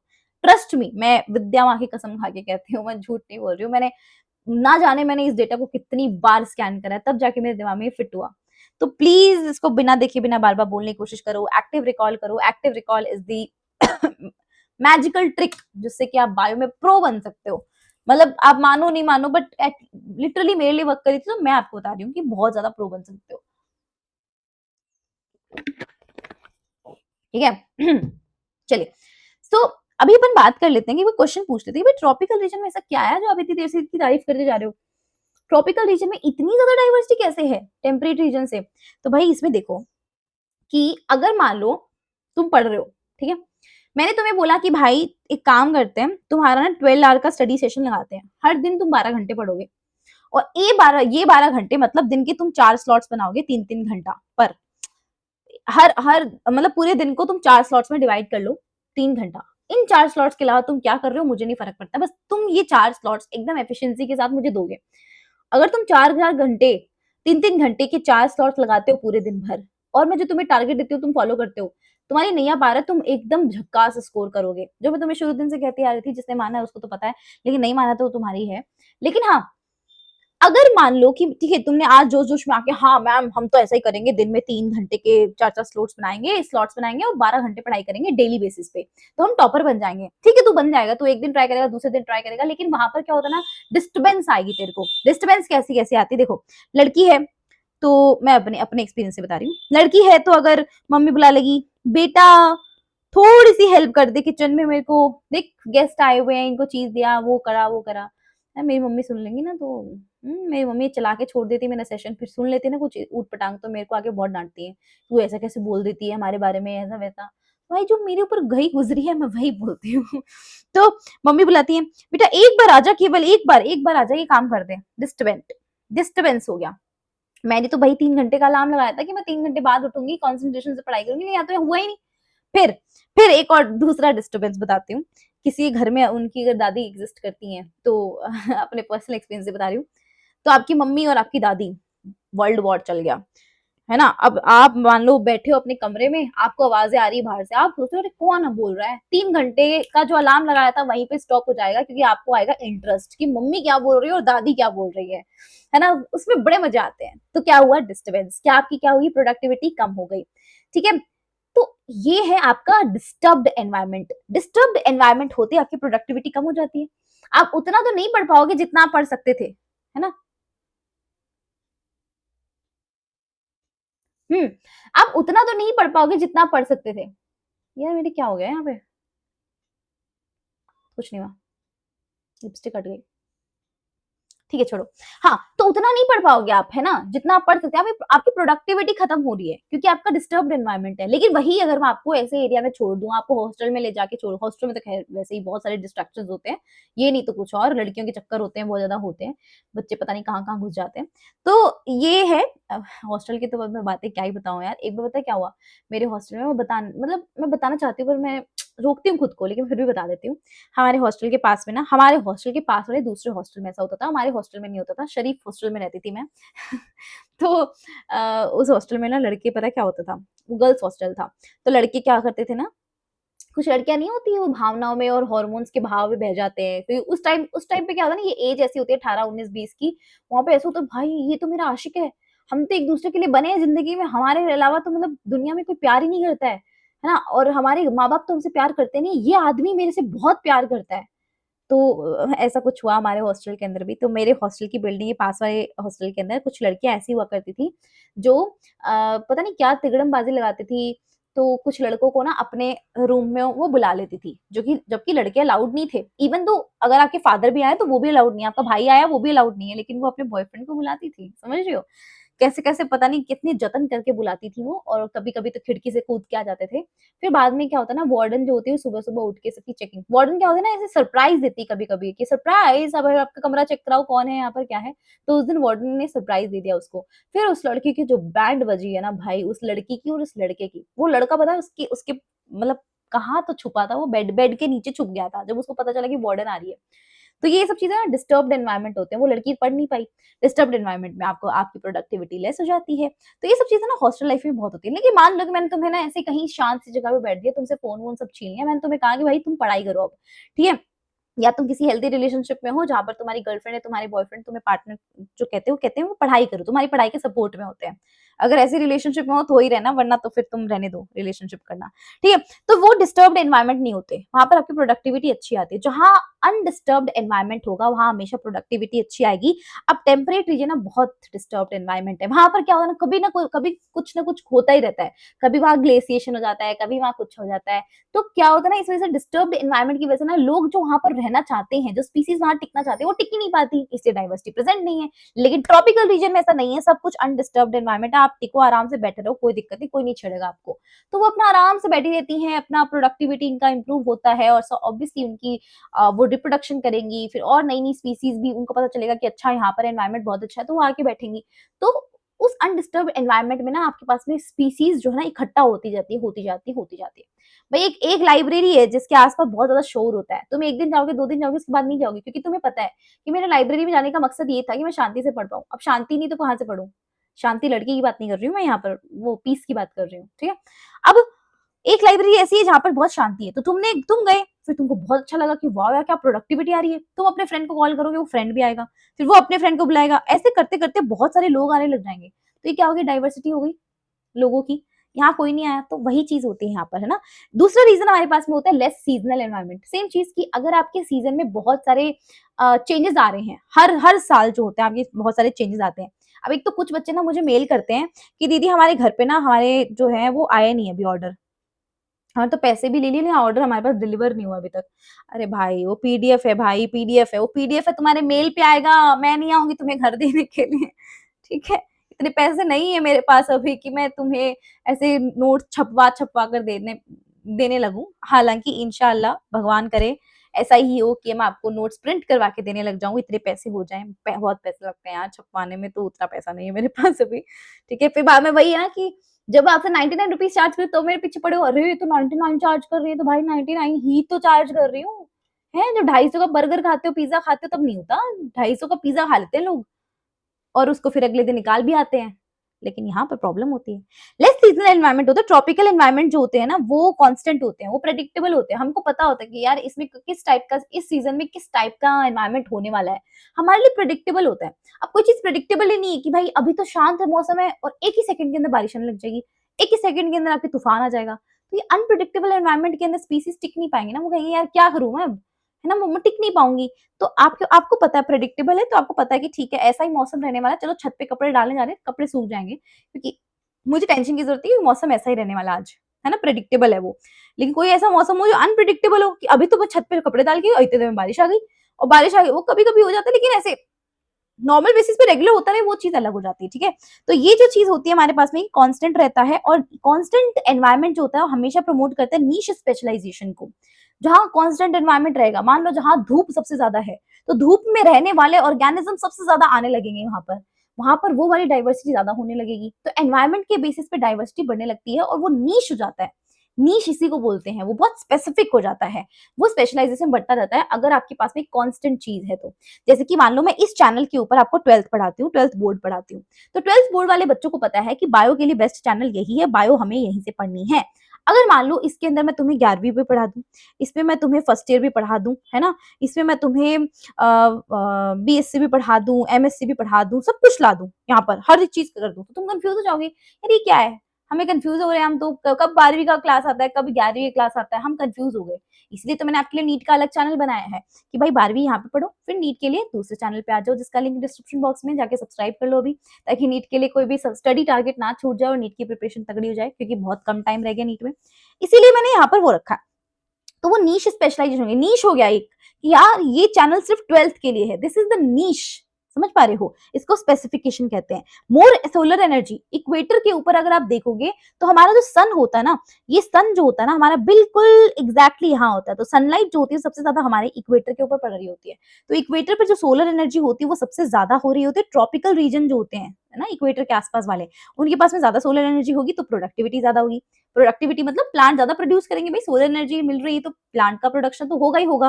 एंड जितनी ज्यादा प्रोडक्टिविटी होगी, प्रोडक्टिविटी जहां ज्यादा, जहां खाना जहां ज्यादा बट रहा है वहां लोग अट्रैक्ट होंगे कि नहीं होंगे, ऑब्वियसली जहां प्रोडक्टिविटी ज्यादा है तो वहां पर उसके ऊपर डिपेंडेंट जो ऑर्गेनिजम्स होते हैं वो भी ज्यादा होंगे, ग्रेटर बायोडाइवर्सिटी होगी। नंबर 2 टॉपिक हमारे पास आता है, देखो ये अमेजोन हो गया। नंबर 2 टॉपिक एक बहुत इंपॉर्टेंट टॉपिक है ये भी, that is species area relationship. ये स्पीसीज एरिया रिलेशनशिप ये कहता है कि भाई देखो, जैसे जैसे तुम एरिया बढ़ाते रहते हो ना, वैसे वैसे स्पीसीज रिचनेस बढ़ता रहता है। मतलब आप इतने छोटे से एरिया में देखोगे तो कम स्पीसीज होंगी, बड़े एरिया को ले लोगे ज्यादा स्पीसीज होगी, और बड़े एरिया को ले लोगे तो और ज्यादा स्पीसीज हो जाएंगे। तो स्पीसीज जो होती है उसकी रिचनेस एरिया, एक्सप्लोर्ड एरिया के अकॉर्डिंग बढ़ती रहती है, ठीक है, but only to a certain limit, एक लिमिट तक ही बढ़ती है। ऐसा नहीं, आप ऐसा मत समझना कि भाई हाँ बढ़ती जा रही बढ़ती जा रही तो फिर बढ़ती रहेगी हमेशा, कितना भी बड़ा एरिया एक्सप्लोर करूंगी मैं उतनी ज्यादा स्पीसीज होगी, नहीं, एक लिमिट आएगी वहां पर जहां पर वो रुकना शुरू होगी, या वहां पर वो लिमिट पे आकर वो इतनी ज्यादा इंक्रीज नहीं होगी स्पीसीज रिचनेस, क्योंकि स्पीसीज का बढ़ना बहुत सारे फैक्टर्स पे डिपेंड करता है। तो वो एरिया एक टाइम ऐसा आएगा कि जहां पर आप अगर ज्यादा एरिया कर दोगे ना, उसके अंदर एक लिमिट तक बढ़ेगी वो। पहला इसका पॉइंट यही है। किसने दिया था ये? Great German naturalist and geographer Alexander von Humboldt. इन्होंने काम किया था साउथ अमेरिका के जंगलों के ऊपर, और इस पे काम करते हुए, साउथ अमेरिका के जंगल्स पे काम करते हुए, साउथ अमेरिका के जंगल कौन है? अमेज़न रेन फॉरेस्ट, मेन तो वही है। काम करते हुए उसने भी ये पता लगाया कि भाई देखो ऐसे से होता है। दूसरा ये कि relation between species richness and area for a wide variety of taxa. अगर आप वाइड वैरायटी ऑफ टेक्सा लेते हो, प्लांट टेक्सा क्या होते हैं? प्लांट भी एक टेक्सा है, बर्ड भी एक टेक्सा है, हर एक स्पीसीज अपने आप में एक टेक्सा है। Plant taxa, bird taxa, bat taxa, fresh water fishes जो होती है वो टेक्सा है। आप इतनी वाइड वैरायटी की टेक्सास को ले लेते हो और स्पीसीज रिचनेस के बीच बीच में आप जब रिलेशनशिप फाइंड आउट करने जाते हो, तो आपके पास में स्पीसीज रिचनेस और एरिया को जब आप देखने जाते हो ग्राफ की फॉर्म में, तो आपको ग्राफ मिलता है रेक्टेंगुलर हाइपरबोला। ये आपको एक पर्टिकुलर रिलेशनशिप इनके बीच में मिलता है। ये इक्वेशन आपको दिखाई जाती है, इसको इक्वेशन फॉर्म में लिखते हैं, s इज इक्वल टू सी ए की पावर जेड। अभी के अभी रट जानी चाहिए, मुंह के ऊपर सबको, मुंह जुबानी याद हो जानी चाहिए। s इज इक्वल टू सी ए की पावर जेड। अगर यही इक्वेशन, अच्छा बेसिकली क्या होता है ना, s जो होता है स्पीसीज रिचनेस को बढ़ा, स्पीसीज रिचनेस तब बढ़ती है जब एरिया बढ़ता है, ये ऐसे होता है बेसिकली। तो एरिया ज्यादा बढ़ेगा तो स्पीसीज रिचनेस ज्यादा बढ़ेगी। जब हम इसको खोलते ना, इस वाले को, प्रोपोर्शनल साइन को, तब हमारे पास में कुछ ऐसी इक्वेशन बन के आती है। लेकिन ये इक्वेशन में a की पावर z आप देख रहे हो, a की पावर z इससे लगाई गई है ये दिखाने के लिए कि बेटा ऐसा नहीं होता कि आपने एरिया जितना जितना बढ़ाते जाओगे उतनी उतनी स्पीसीज भी बढ़ती रहेगी हमेशा, ऐसा नहीं होता है।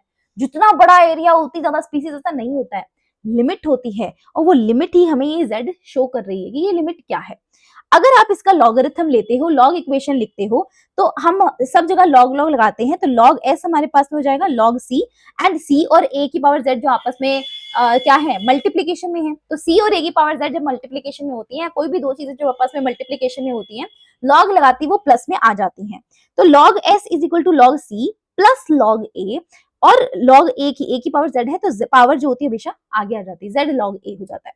और अगर मान लो ये मल्टीप्लीकेशन में ना होकर ऐसे होती c अपॉन a की पावर z, तो लॉग लगाती तो मैं कैसे लगाती, log c minus log a की power, sorry log a, z log a, ठीक है, माइनस कर देती। तो जो अपॉन में होता है तो माइनस में आ जाता है, मल्टीप्लीकेशन में प्लस आ जाता है, वो तो आपको बेसिक मैथमेटिक्स पता ही होंगी, ठीक है। तो ये हमारे पास में एक ग्राफ आता है जो कि बड़ा इंपॉर्टेंट ग्राफ है। स्पीसीज रिचनेस इस साइड है, एरिया हमारे पास में एक्स एक्सिस पे लिखा हुआ होता है। यहाँ पर ये रेक्टेंगुलर हाइपरबोला हमारे पास बना हुआ है। ये कहते हैं कि देखो शुरू शुरू में आपकी स्पीसीज कैसे बढ़ रही है, जैसे जैसे आप एरिया बढ़ाते जा रहे हो स्पीसीज रिचनेस बढ़ती जा रही है, लेकिन एक सर्टेन लिमिट आएगी जहां पर जाकर आपका ये लिमिट मतलब एक टच कर जाएगा, इससे ऊपर नहीं हो पाएंगी। आप चाहे कितना भी एरिया एक्सप्लोर करो, वहां पर स्पीसीज रिचनेस नहीं बढ़ पाएगी। उसका इक्वेशन है ये रेक्टेंगुलर हाइपरबोला का। इसको अपन स्ट्रेट लाइन कर्व से भी बेसिकली, जब हम इसका लॉगरिथम वाला इक्वेशन देखते हैं ना, तो लॉगरिथम वाले इक्वेशन को अगर आप इसको रिलेट करो तो स्ट्रेट लाइन कर्व आपने देखा होगा। स्ट्रेट लाइन कर्व कैसा आता है, मान लो कि ये स्ट्रेट लाइन बनाई मैंने, ये स्ट्रेट लाइन कर्व की इक्वेशन अगर आपने कभी देखी होगी, मैथमेटिक्स अगर बेसिक मैथमेटिक्स पढ़ी है, तो y is equal to m x plus c एक इक्वेशन हमारे पास में आती है।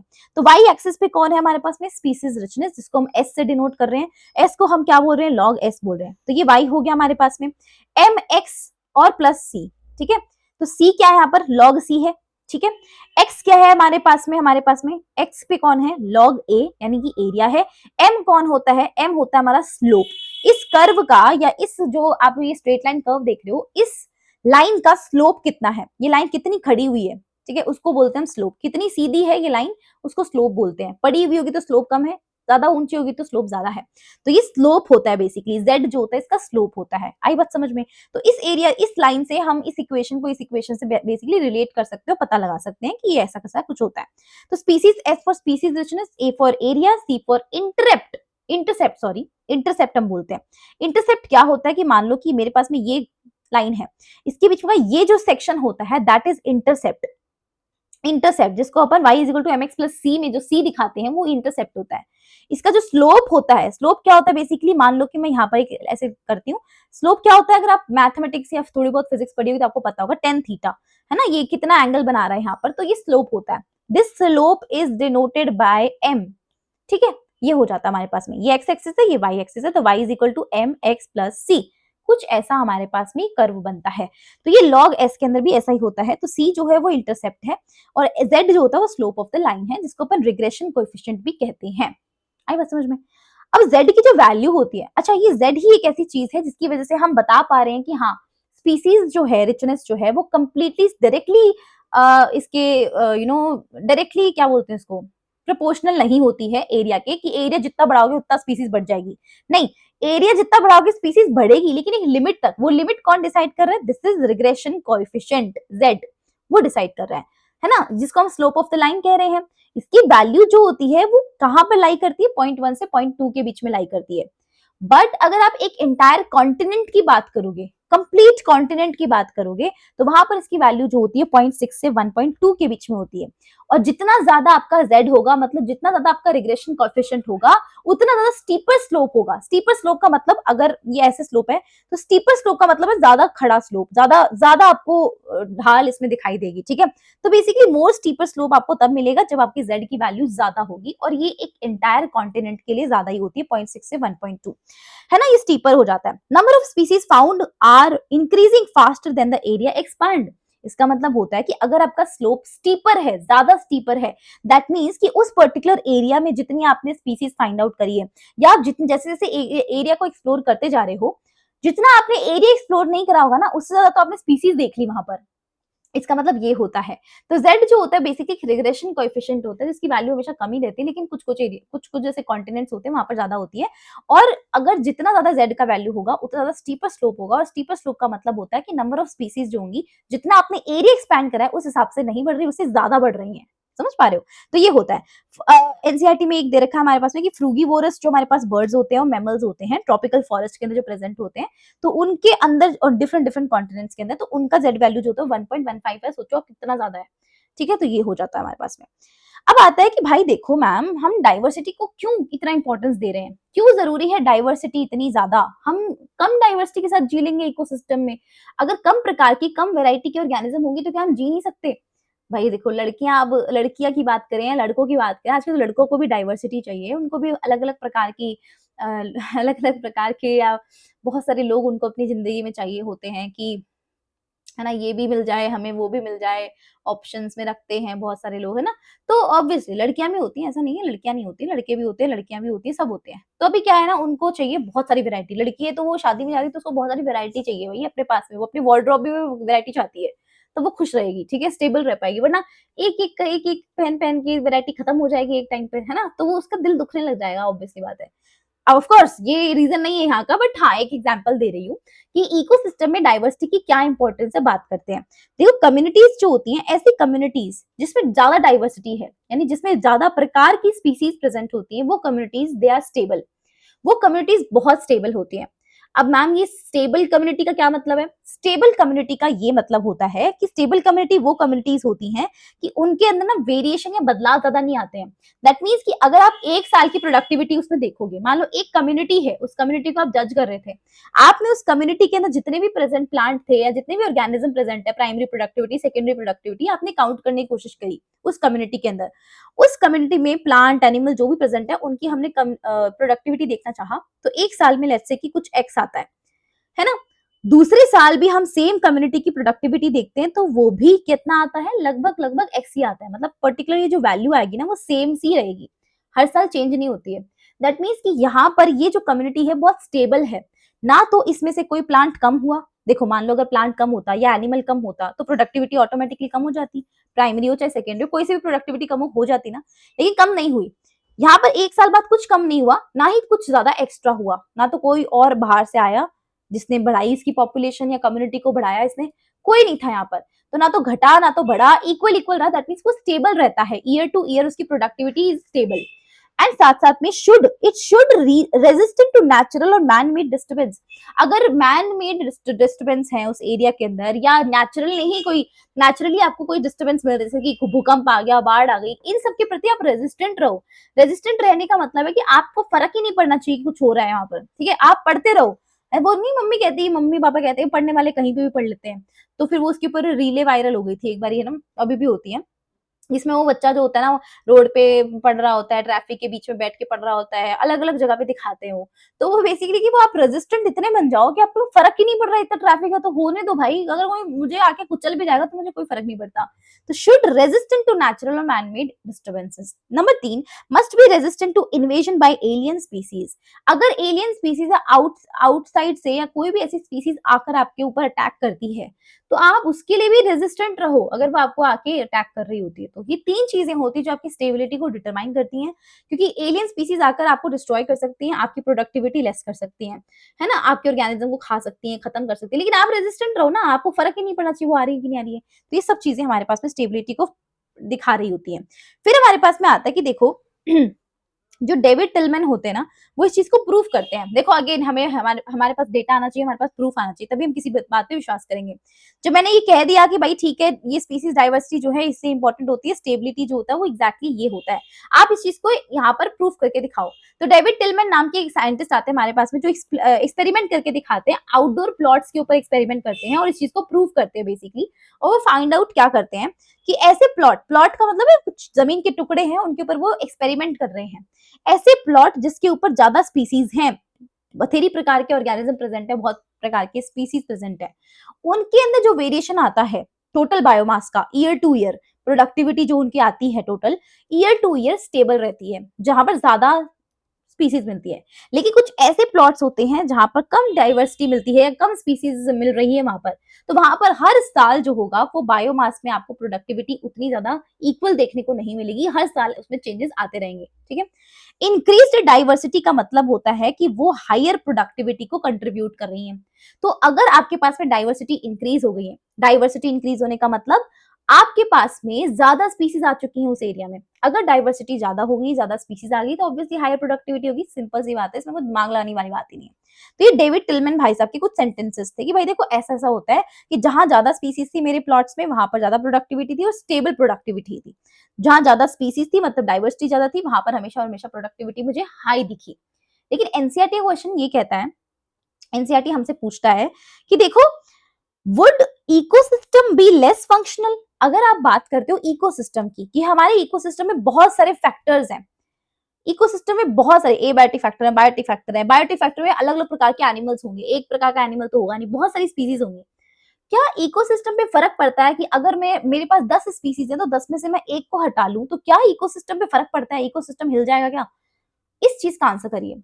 क्या इकोसिस्टम अपनी, अगर मैं इस स्पीसीज को हमेशा के लिए खत्म कर दूं, कभी नहीं आएगी वापस वो, तो क्या हमारा इकोसिस्टम लेस फंक्शनल बन जाएगा? तो उसका आंसर करते हैं कि भाई देखो इस चीज का हमारे पास में कोई डायरेक्ट आंसर नहीं है। हमारे पास में ऐसे क्वेश्चंस का कोई डायरेक्ट आंसर नहीं है, but we can develop a proper perspective through an analogy of rivet popper hypothesis.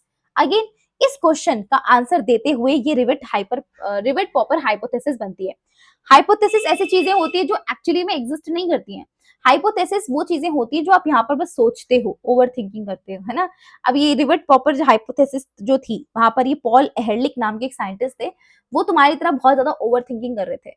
ये भी कर लूं मैं, वो भी कर लूं, ये भी होता है, वैसे भी होता है, वो नहीं होता। कभी कभी हम ओवर थिंकिंग करते हैं तो इतनी बकवास ओवर थिंकिंग करते हैं ना कि इसकी चप्पल में ऐसा हो गया, उसकी चप्पल में ऐसा हो गया, या उसकी जिंदगी में वो घट रहा है, मेरी जिंदगी में ये हो रहा है।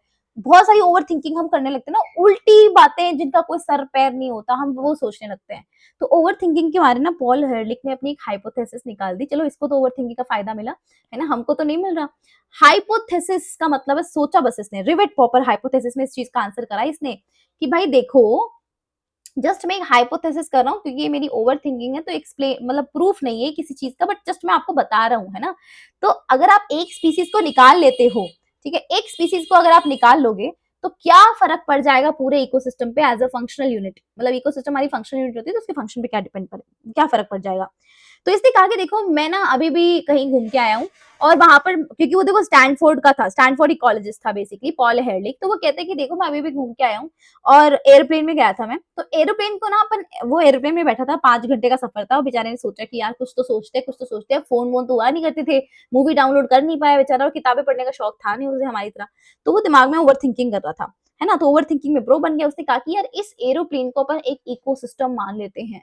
इस एरोप्लेन में जितने छोटे छोटे वो पेच लगे हुए होते हैं उसको हम रिवेट बोलते हैं, छोटे छोटे पेच लगे होते हैं। देखो आपको यहाँ पर जूम इन करके दिखाती हूँ, ये आपको दिखाई दे रही है, ये छोटे छोटे जो आपके पास में रिवेट लगे होते हैं, इनको अपन मान लेते हैं स्पीसीज, ठीक है। इस इकोसिस्टम के अंदर ये स्पीसीज प्रेजेंट है बेसिकली। तो इकोसिस्टम के अंदर एरोप्लेन, मतलब एरोप्लेन को इकोसिस्टम से और रिवेट को स्पीसीज से हम क्या करते हैं, इसको कंपेयर करते हैं, ठीक है। कंपैरिजन करके इन्होंने बोला कि भाई एक काम करते हैं अपन, ये जितने भी यात्री बैठे हैं ना हमारे एरोप्लेन के अंदर, इनको कहते हैं कि भाई तुम जब घर जाओ ना तो इसमें से एक एक रिवेट निकाल के चले जाना, ठीक है। कोई कहीं का रिवेट निकालेगा, कोई सीट के नीचे का निकालेगा, कोई खिड़की के पास का निकालेगा, अलग अलग जगह से आप रिवेट निकाल के ले जाओ। जितने भी इसमें यात्री बैठे हैं, कितने सारे यात्री बैठे होंगे ना, सब एक एक मान लेते कि हमारे पास में 100 लोग भी बैठे हैं अगर उस एरोप्लेन के अंदर, तो 100 लोग जो है वो 100 रिवेट्स निकाल के ले जाएंगे, ठीक है, उनको परमिशन दी गई है। उनमें से अगर मान लो 100 रिवेट निकाल भी दी जाएंगे तो बेसिकली क्या होगा, अगर आप एरोप्लेन का भाई एक ढांचा तैयार किया गया है उन रिवेट्स की हेल्प से, अब आप रिवेट्स निकाल निकाल के ले जा रहे हो, तो एरोप्लेन की थोड़ी सी सिचुएशन तो खराब होगी, हल्का सा तो उसमें चेंज आएगा ही आएगा उसके फंक्शन में, उतना प्रॉपर्ली फंक्शन तो नहीं कर पाएगी जितना एफिशिएंटली वो पहले वर्क कर रही थी, फिर आपने इसका ढांचा बिगाड़ने की कोशिश करी। लेकिन मान लो आप एक ऐसा रिवेट ले जाते हो जो कि बहुत ही ज्यादा एक्सट्रीमली कीमती रिवेट था उसके लिए, दैट वाज विंग का रिवेट। ये विंग का रिवेट अगर आप किसी में से किसी भी यात्री ने ये विंग का रिवेट निकाल लिया ना, तो हवा में एरोप्लेन अपने पंखों की वजह से है, वो पंख ही निकल जाएंगे तो काय का उड़ जाएगी। तो एरोप्लेन जो होगा उसको सबसे ज्यादा मेजर क्षति जो पहुंचेगी या मेजर जो उसको नुकसान पहुंचेगा, दैट इज रिवेट निकालना, कौन सा वाला, विंग वाला।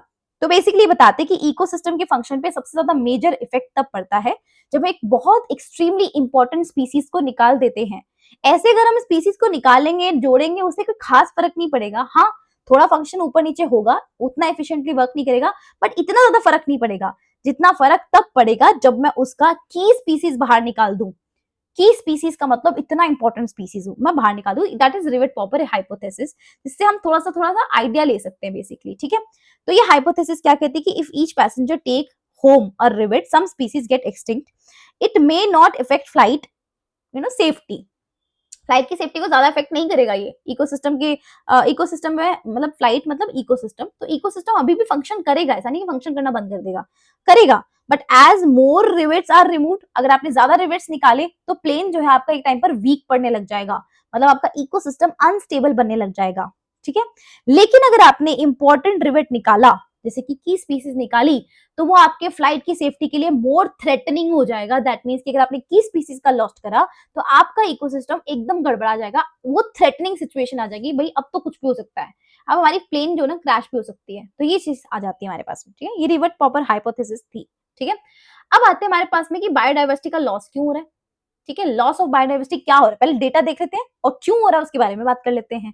ठीक है, तो आपको समझ में आ रहा होगा ना कैसे कैसे हमने इस पॉइंट को जोड़ के रखा हुआ है कि इकोसिस्टम हमारे इको डाइवर्सिटी वाले क्यों इतनी इंपॉर्टेंट है। रिवेट पॉपर हाइपोथेसिस ने पूरा बता दिया, इसलिए इंपॉर्टेंट डाइवर्सिटी है। ठीक है, डाइवर्सिटी का लॉस कैसे हो रहा है वो बताएंगे और डाइवर्सिटी के लॉस कितना कितना हो रहा है सब बताते हैं। ठीक है, सबसे पहले अपन बात करते हैं, colonisation of tropic Pacific island by humans is said to have led to the extinction of more than 2000 species of native birds. कहते हैं कि देखिए ट्रॉपिक रीजन में जो पैसिफिक आइलैंड है ना, पैसिफिक आइलैंड जो प्रेजेंट है ट्रॉपिकल रीजन में, वहां ह्यूमन बीइंग जाके ना अपनी बस्ती बनाना चाहते हैं, कॉलोनी बनाना चाहते हैं, मतलब रहना चाहते हैं वहां पर। ठीक है, तो अगर वो ऐसा कर लेंगे तो ट्रॉपिकल रीजन के अंदर प्रेजेंट जो वहां के बर्ड्स है, नेटिव बर्ड है, उनका एक्सटिंक्शन हो सकता है। ठीक है, उनका एक्सटिंक्शन हो सकता है या हो चुका है एक्चुअली एक्सटिंक्शन, 2000 स्पीसीज से भी ज्यादा इनका एक्सटिंक्शन हो चुका है। तो ये लॉस ऑफ बायोडाइवर्सिटी बेसिकली ऐसा ही है, क्योंकि देखो ह्यूमन बीइंग चाहता है मैं यहाँ पे रह लूं, और ह्यूमन बीइंग ये नहीं देखता फिर कि वहां पे बर्ड्स वगैरह प्रेजेंट है तो वो रह रहे हैं तो मैं नहीं रहूं, वो नहीं देखता। फिर वो रहता है वहां पर तो फिर वो सब कुछ बर्बाद कर देता है उधर। तो उन लोगों का जो लोग पहले वो बर्ड वहां पर रह रहे थे, उनका वो घर था, वो एरिया आपने हटा दिया, अब वो रह नहीं पाएंगे कहीं पर, तो एक टाइम ऐसा आ जाएगा ना कि वो इधर उधर एक्सटिंक्ट भी हो सकते हैं, इधर उधर गायब हो जाएंगे, उनको प्रॉपर खाना नहीं मिलेगा, सब कुछ नहीं मिलेगा, तो वो ऑब्वियसली एक्सटिंक्ट हो जाएंगे। तो ये सेम चीज इनके साथ में भी हुई।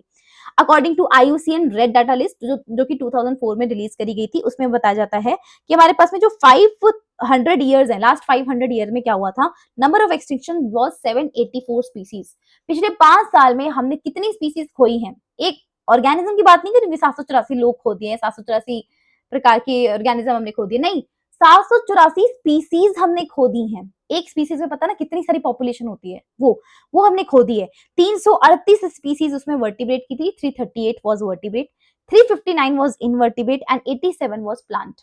एंड एक्सटिंक्शन जो लास्ट 20 ईयर में हुआ है, दैट वाज 27 स्पीसीज। तो पिछले 500 सालों में हमने 784 खोई, पिछले 20 सालों में हमने 27 स्पीसीज को खोया। और जो अभी अभी रिसेंटली एक्सटिंक्शन जिसका हुआ है, बहुत इंपॉर्टेंट सवाल है, जहां से सवाल आता है, अभी रिसेंट जो एक्सटिंक्शन हुआ है दैट इज मॉरिशस का डोडो, ठीक है, अफ्रीका की क्वेगा, ऑस्ट्रेलिया की थाइलेसीन एंड रशिया की स्टीलर सी काउ। ये है हमारे रिसेंट एक्सटिंक्शंस। ऑल्सो बाली, जावा, कैस्पियन जो टाइगर की सब स्पीसीज होती हैं, वो भी एक्सटिंक्ट हो चुकी हैं। तो ये रिसेंट हमारी एक्सटिंक्शन है जिसको रटना आपको। ठीक है, 15,500 स्पीसीज हमारे पास में वर्ल्ड वाइड है जो कि अभी भी खतरा फेस कर रही है एक्सटिंक्शन का, कभी भी उनका खतरा हो सकता है, मतलब कभी भी वो एक्सटिंक्ट हो सकती हैं, जिसमें से 15,500 के अंदर से 12% बर्ड्स हैं। 15,500 का 12% कर लो कितना होता है, उतने बर्ड्स हैं। 23 मेमल्स हैं, 31 जिम्नोस्पर्म है, 32 हमारे पास में एम्फीबियंस प्रेजेंट होते हैं, जिनका एक्सटिंक्शन के लिए थ्रेटनिंग चल रही है, बेसिकली इनका हो सकता है एक्सटिंक्शन। ठीक है, from a study of history of life on earth from fossil record, we learned that the same mass extinction of species happened even before human appeared on the earth। जब हमने life history पढ़ा ना पूरा का पूरा, इनके fossil record को study करा, तो फॉसिल रिकॉर्ड को स्टडी करके हमें ये पता चला कि जो अभी एक्सटिंक्शन चल रहा है, मास एक्सटिंक्शन, कि एक साथ सबको एक्सटिंक्ट कर रहे हैं, मास फायरिंग, मास हायरिंग सुनी होगी तुमने, कंपनीज वगैरह में कभी होता है ऐसा। तो मास फायरिंग में क्या होता है ना, एक साथ कंपनी के बहुत सारे डिपार्टमेंट के बहुत सारे लोगों को एक साथ उड़ा दिया और बहुत सारे लोगों को एक साथ हायर भी कर लिया, तो मास हायरिंग होती है, और मास फायरिंग मतलब एक साथ निकाल भी दिया। तो ऐसे यहाँ पे मास एक्सटिंक्शन चल रहा है कि एक साथ ही एक्सटिंक्ट कर दो, खत्म ही कर दो पूरी तरीके से, इनका काम ही तमाम करो। तो ये चीज जो है ना मास एक्सटिंक्शन, ऐसा आज को पहली बार नहीं हो रहा है, ये पहले भी हो चुका था, इवन दो जब ह्यूमन बीइंग नहीं था अर्थ के ऊपर, तब भी हो चुका है ऐसा मास एक्सटिंक्शन। ठीक है, फॉसिल रिकॉर्ड से हमें ऐसा पता चला है। और अभी during the long period like more than 3 billion year since the origin and diversification of life on earth, there were 5 mass extinction and this is the 6th mass extinction going on।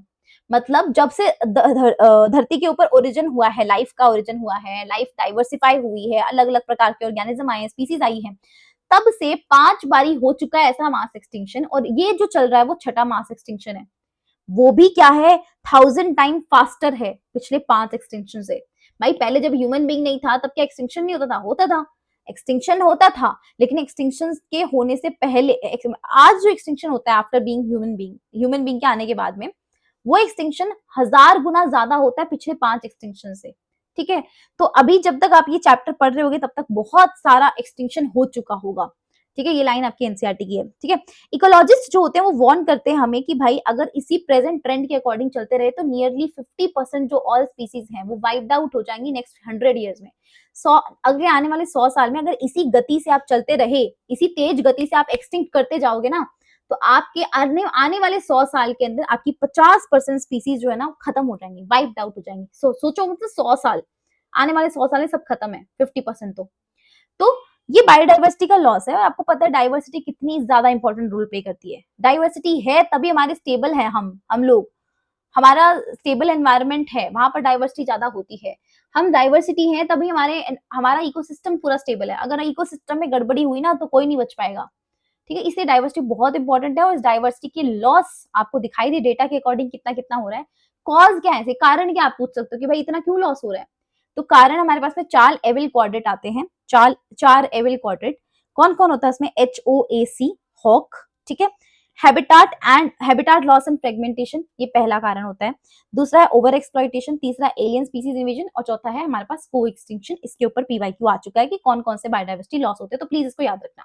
सबसे पहले हम habitat loss and fragmentation की बात करें कि भाई देखो सबसे ज्यादा इंपॉर्टेंट कॉज ना यही है, क्योंकि एनिमल्स और प्लांट का जो एक्सटिंक्शन हो रहा है वो हम ह्यूमन बीइंग की वजह से ज्यादातर हो रहा है।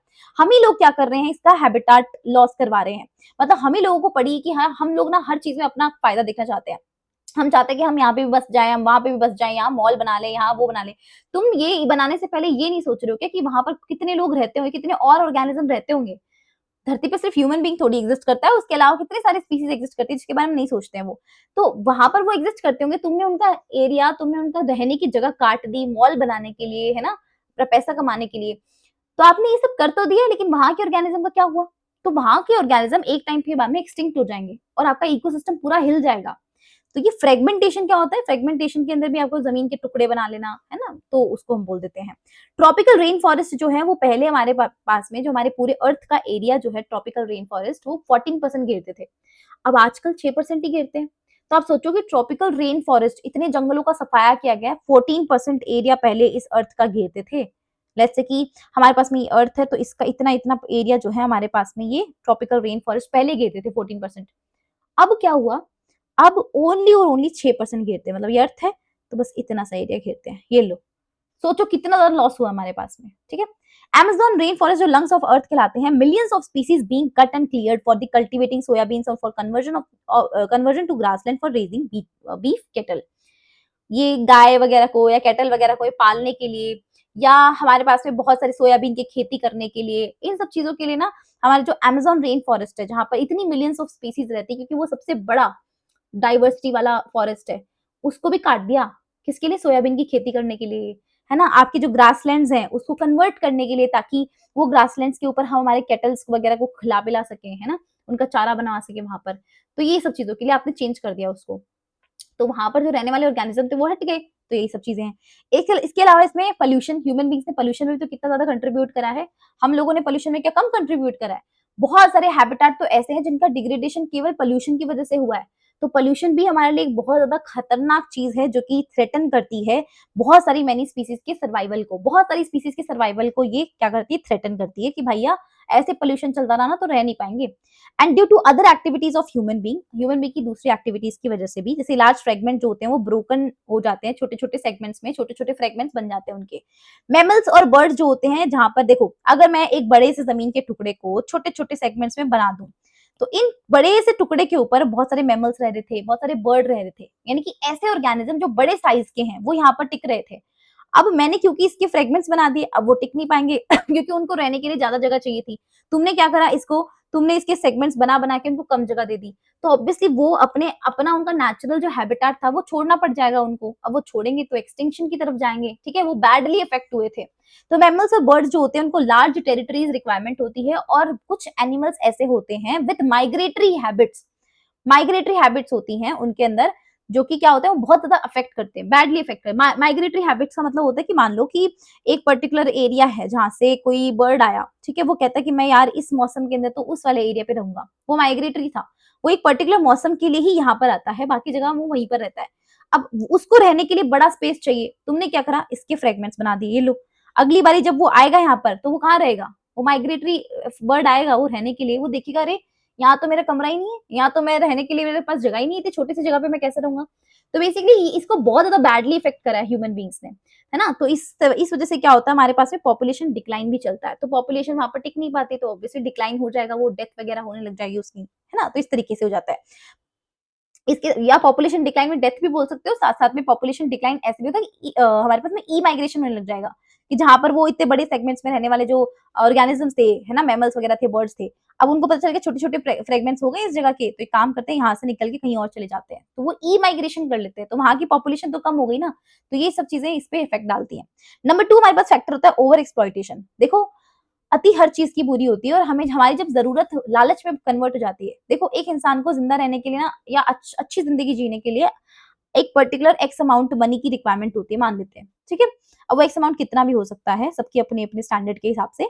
लेकिन मान लो अब वो लालच बदलने ले जाए कि मुझे ये भी चाहिए, मुझे वो भी चाहिए, और इंसान का लालच कभी खत्म नहीं होता। अगर उसके आज कोई इंसान 50,000 रुपए पर मंथ कमा रहा है, वो 50,000 वाला सोचता है कि कब मैं 1 लाख हूंगा, वो 1 लाख वाला सोचता है मैं कब 2 लाख कमाऊं, 2 लाख वाला सोचता है मैं कब 5 लाख कमाऊं, 5 लाख वाला सोचता है मैं कब 10 लाख कमाऊं। तो ये तो भाई भूख है, एंडलेस भूख है, मिटेगी नहीं। तो बेसिकली जब नीड आपकी टर्न हो जाती है ग्रीड के अंदर ना, तब ओवर एक्सप्लॉइटेशन स्टार्ट होता है। आपको जितनी भूख थी, आपने उतना खाना खाया, तब ठीक है, आपकी वो नीड थी। लेकिन अब आप एकदम एक्स्ट्रा खाए जा रहे हो ना, तो वो आपकी भूख नहीं है, वो सिर्फ आप अपने शरीर को नुकसान पहुंचा रहे हो। वैसे ही हमारे पास में कि जो जब हम ओवर एक्सप्लॉइट करने लगते हैं चीजों को, तो अति हमारे लिए बुरी बहुत होती है। जैसे कि स्पीसीज का एक्सटिंक्शन हो जाता है, पिछले 500 सालों के अंदर स्पीसीज का एक्सटिंक्शन हुआ है। इसमें स्टीलर सी काऊ आती है, पैसेंजर पीजन आता है। इन दोनों का एक्सटिंक्शन ओवर एक्सप्लॉइटेशन की वजह से हुआ है। पैसेंजर पीजन का हमने पहले के जमाने में हुआ करते थे, पैसेंजर पीजन आपने वो देखी होगी मूवी, मैंने प्यार किया, आई गेस वो ये सलमान खान वाली मूवी आती है, उसमें कबूतर जा जा जा, है ना। वो कबूतर जो होते हैं ना, वो मैसेज पहुंचाते थे पहले। आजकल कहाँ है वो कबूतर, आजकल तो कोई, आजकल कबूतर हो गया हमारे व्हाट्सएप, उसके ऊपर सब जाता है, ठीक है ना। उन कबूतर को हम जा जा जा भी नहीं बोलते, है ना, कबूतर पकड़ा जाता है माँ बाप के थ्रू, फिर वो दिक्कतें देता है। तो ये पैसेंजर पिजन था पहले था, वो एक्सटिंक्ट हुआ इसकी वजह से। तो आपसे वो पूछेगा कि कौन सी ऐसी स्पीसीज है जिसका एक्सटिंक्शन हुआ है ओवर एक्सप्लॉइटेशन की वजह से, तो आप बोलेंगे पिछले 500 सालों में Steller sea cow and passenger pigeon का एक्सप्लॉइटेशन हुआ है ओवर एक्सप्लॉइटेशन की वजह से।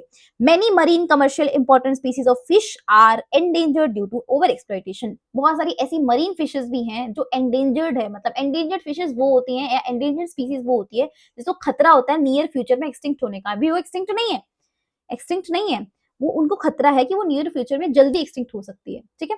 नंबर 3 हमारे पास में आता है alien species invasion. That means कि एलियन स्पीसीज जो होती है उसको इंट्रोड्यूस करा जाता है अनइंटेंशनली, मान लेते हैं अनइंटेंशनली, आपका मन नहीं था, आप जब ऐसे ही अनइंटेंशनली हो गया वो चीज, तो आपने ना इसको इंट्रोड्यूस कर दिया। तो बेसिकली क्या होता है कि अगर आप अनइंटेंशनली किसी स्पीसीज को लाते हो वहां पर, तो उनमें से कुछ जो होती है ना, वो क्या होती है, इन्वेजिव हो जाती है। इन्वेजिव मतलब भयानक रूप धारण कर लेती है। जैसे कि एक एग्जाम्पल देखो, नाइल पर्च जो थी ना, उसमें Nile perch caused extinction of 200 species. Nile perch नदी के अंदर 200 स्पीसीज ऑफ सिचिलिड फिशेस, सिचिलिड फिशेस, वहां की जो सिचिलिड फिशेस थी, है ना, उनका एक्सटिंक्शन हुआ इन लेक विक्टोरिया इन ईस्ट अफ्रीका, है ना।